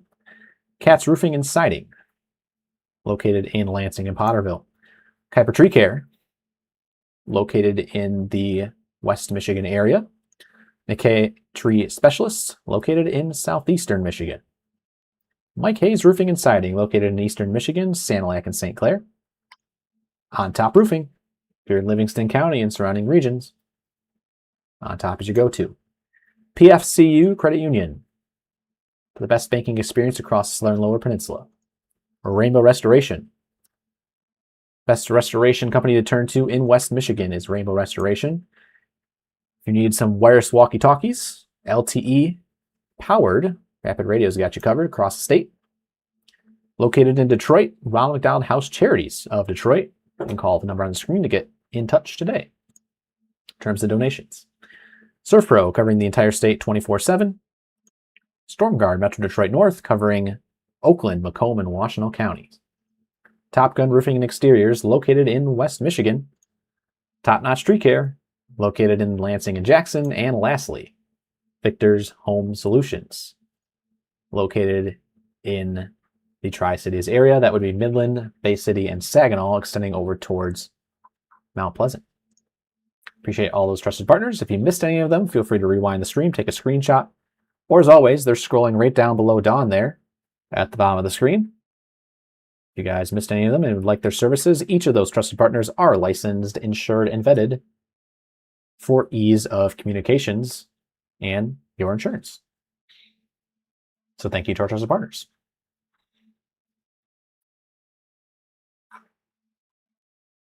About T-minus 10 minutes away from impact here in Manistee in terms of perhaps some larger hail or maybe some gusty winds. If a special weather statement is issued versus a severe thunderstorm warning, we will likely hop off because it is not a severe storm. But we'll continue to monitor behind the scenes. I will say this. Our correlation coefficient has dropped significantly, so this storm is definitely on the way out. Right now, the buoyancy on this storm, this radar we don't show too often, it's called the ZDR radar, and this shows the buoyancy of the thunderstorm right now. Is it going up, or is it going down, or is it staying neutral? At the current time, because it's kind of these lukewarm colors, it is more in the neutral category. So it's maintaining itself, and we'll see if it can maintain itself to land where there's a little bit more instability available. But at the current time, it doesn't look like it's going to be severe as it comes on shore. That's my 2 cents. That's my guess right now. As you can see, I just realized I was not showing the ZDR radar. There we go. There's your ZDR radar. Colors here are lukewarm. They're not hot reds like the cell to the north, and that cell to the north is very small. Could be producing some small hail that rolls in towards the Empire and Frankfurt area, but both of these cells at the current time are pretty neutrally buoyant. As you can see on the Manistee weather camera, there's a very, very weak shelf cloud trying to form. Not that impressive.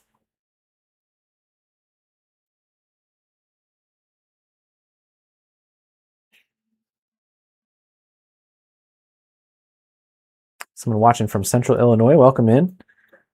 Appreciate you for tuning in, no matter where you're watching from this evening, whether in Michigan or out of state, or even out of the country. I always have people watching from everywhere. If you've ever watched us from out of the country before, feel free to shout us out, or shout out where you were watching us from. I think someone in Discord, I don't know if you're watching tonight, but someone in Discord watches from Poland sometimes. Appreciate you there. Forgot if there's any other locations, but I know there's a couple of people that watch from international. So if you do, appreciate you.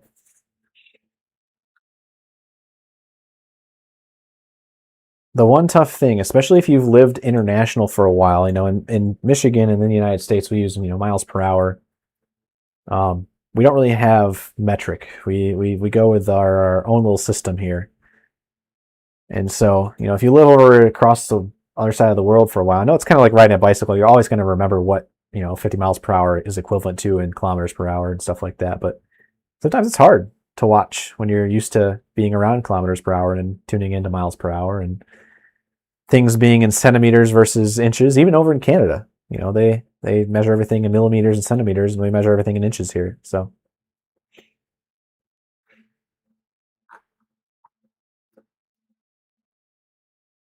you guys want some more good news? We're down to a 9% chance of severe now in the Manistee cell. It has fizzled to a point where it went from 40 down to 9. the next highest severe probability is the cell in St. Helen, where there's still some isolated downbursts ongoing. There is a 5% chance of severe here. Right now, it looks like the bulk of the wind is in St. Helen proper. And we do have a St. Helen camera. Go ahead and pull that in.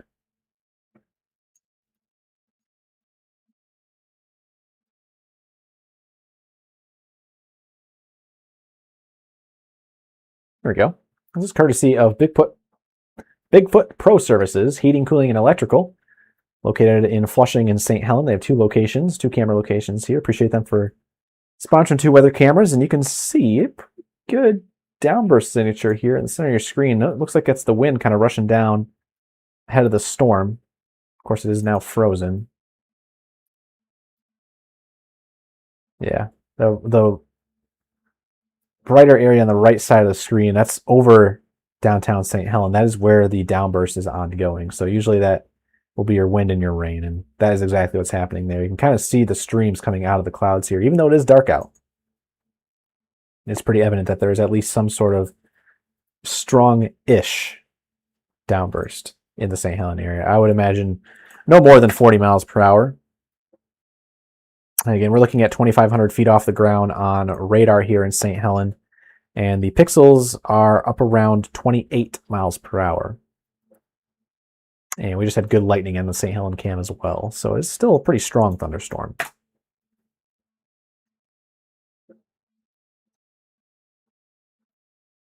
Much needed rain. Again, we can get a round of applause in chat for the rain. I mean, we'll take it. Because, again, a lot of you guys were starting to get some dead grass out there. We have abnormally dry conditions on the drought monitor right now. And hopefully some of this rain will kind of eat into that as we get a new update on Thursday. Now, the thing is with the drought monitor is it's released on Thursday, but today, Tuesday, is the day they start recording the data for that drought monitor. And so it depends on when they record it today, or if it's going to be tomorrow, if this rain will count towards getting rid of some of that abnormally dry conditions. But again, much needed rain across portions of the state that are relatively dry right now, especially here across central and west Michigan.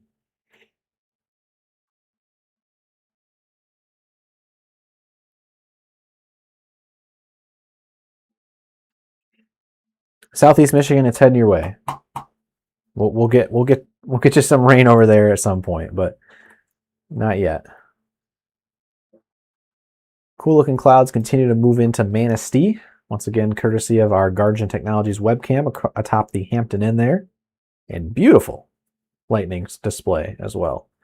It does look like the shelf cloud is trying to become more defined.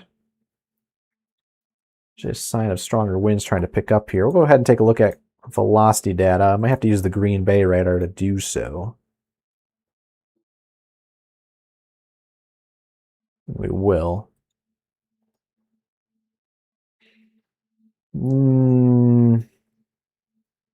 Yeah.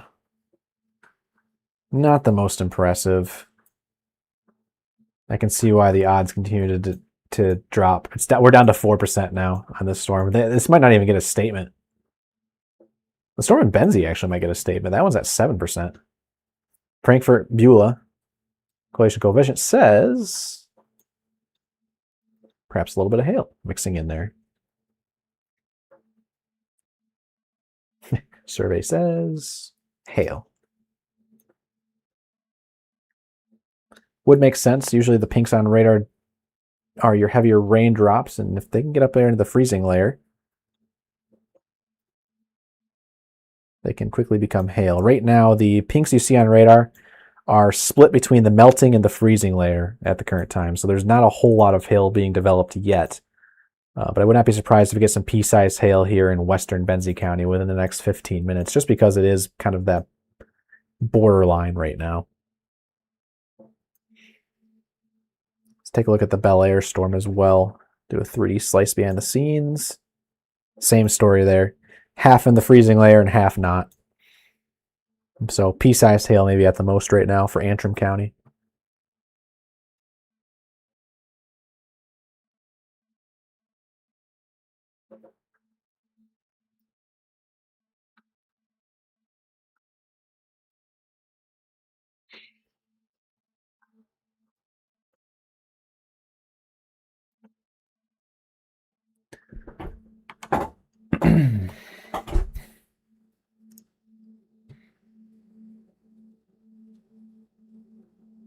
Thank you to Michelle K for 10 jewels and Joe A for sending 200 jewels. Also, one of our moderators, Julie, $5 super chat saying, Heat Lightning watch party, you say? Again, Julie is setting me up to tell you guys that Heat Lightning isn't real. Anytime she brings up Heat Lightning, it's just giving me the opportunity to tell you guys it doesn't exist. So, Heat Lightning doesn't exist. It is distant lightning. It's pretty obvious, obviously, if you think about it. Remember, sound doesn't travel as well over long distances. It's energy, technically. Sound is a measurement of energy, and that is why if you get 15 to 25 miles away from a thunderstorm, that thunders, you really can't hear it anymore. Again, energy is dispersed out, and as it's going out and out and out, it gets less and less and less, and so the sound shrinks until it's eventually nothing. So that is why you're not able to hear thunder from a storm that is, usually over 20 miles away in some cases, but especially a storm that's 100 to 150 miles away, you absolutely cannot hear that because a sound at that point just doesn't exist at that point.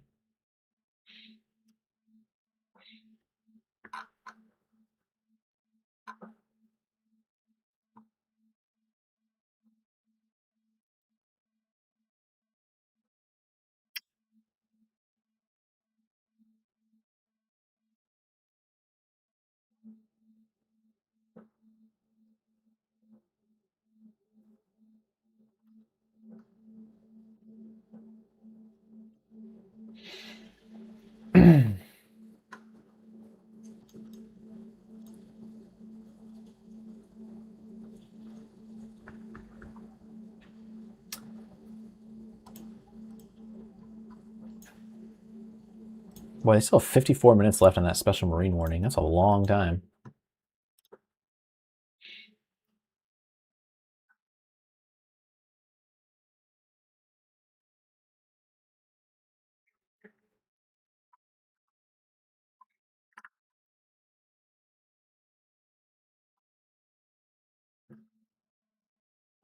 But I think for now,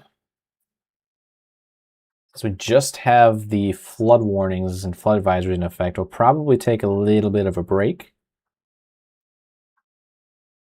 and be on standby in case any more warnings come in. As always, our policy is we got you covered from beginning to end during any sort of severe thunderstorm warnings or tornado warnings. Right now, they are not in effect. So we'll go ahead and probably take a break here. Just a quick little glimpse around the state. Rain, heavy rain, continuing across the West Michigan area. It's a nice, actually, downpour out there right now, as I can hear. Heavy rain continuing also over Lake Michigan. This will move into Southwest Michigan over the next hour or two. This rain is also moving east with time. It is starting to fizzle a little bit. We'll see how much of it can stay together. We need this to get over the east side of the state, so our east side of the state people can rejoice for the rain here. It's heading towards Shiawassee and Genesee County first, eventually towards Eaton, Ingham, and Livingston later. Kalamazoo, Calhoun, Cass, St. Joseph Branch as well later on. So hopefully the rain can make it down your way. We also have that secondary batch of precipitation up here to the north. That'll also be moving down across the state tonight, depending on how long it can stay together. That should be impacting primarily the Tri-Cities region, that US 10 corridor, and the Thumb within the next hour or two as well. Going up to our Gaylord radar here, you can kind of see what's happening across the region. There's some lightning ongoing with a cell in Benzie. We have lightning obviously going on with the cell in Manistee. Could be some small hail trying to develop here on that storm in Benzie County.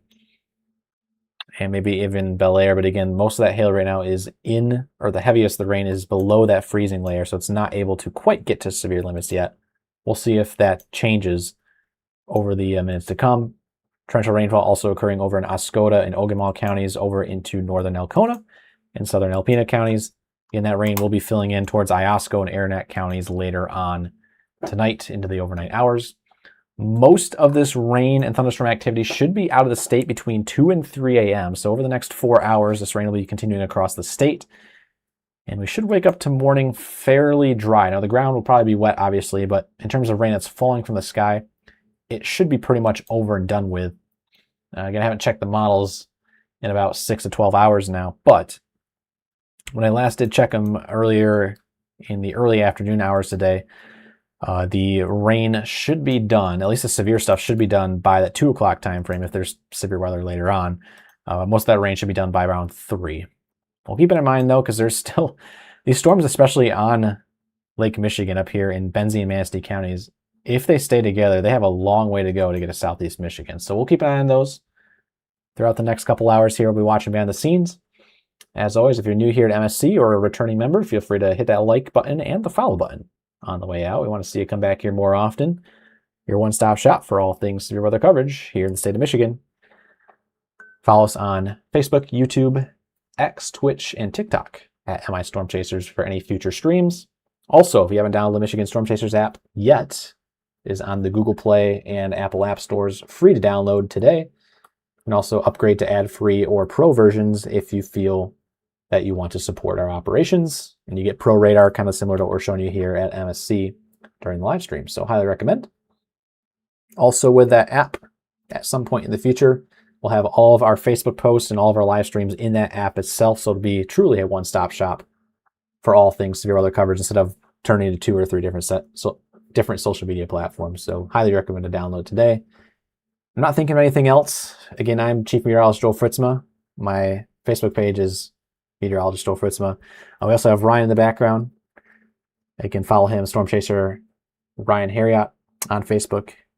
And we appreciate Dawn for helping out with the SL translations tonight, and all of our moderators on Facebook and YouTube for helping out moderating chat.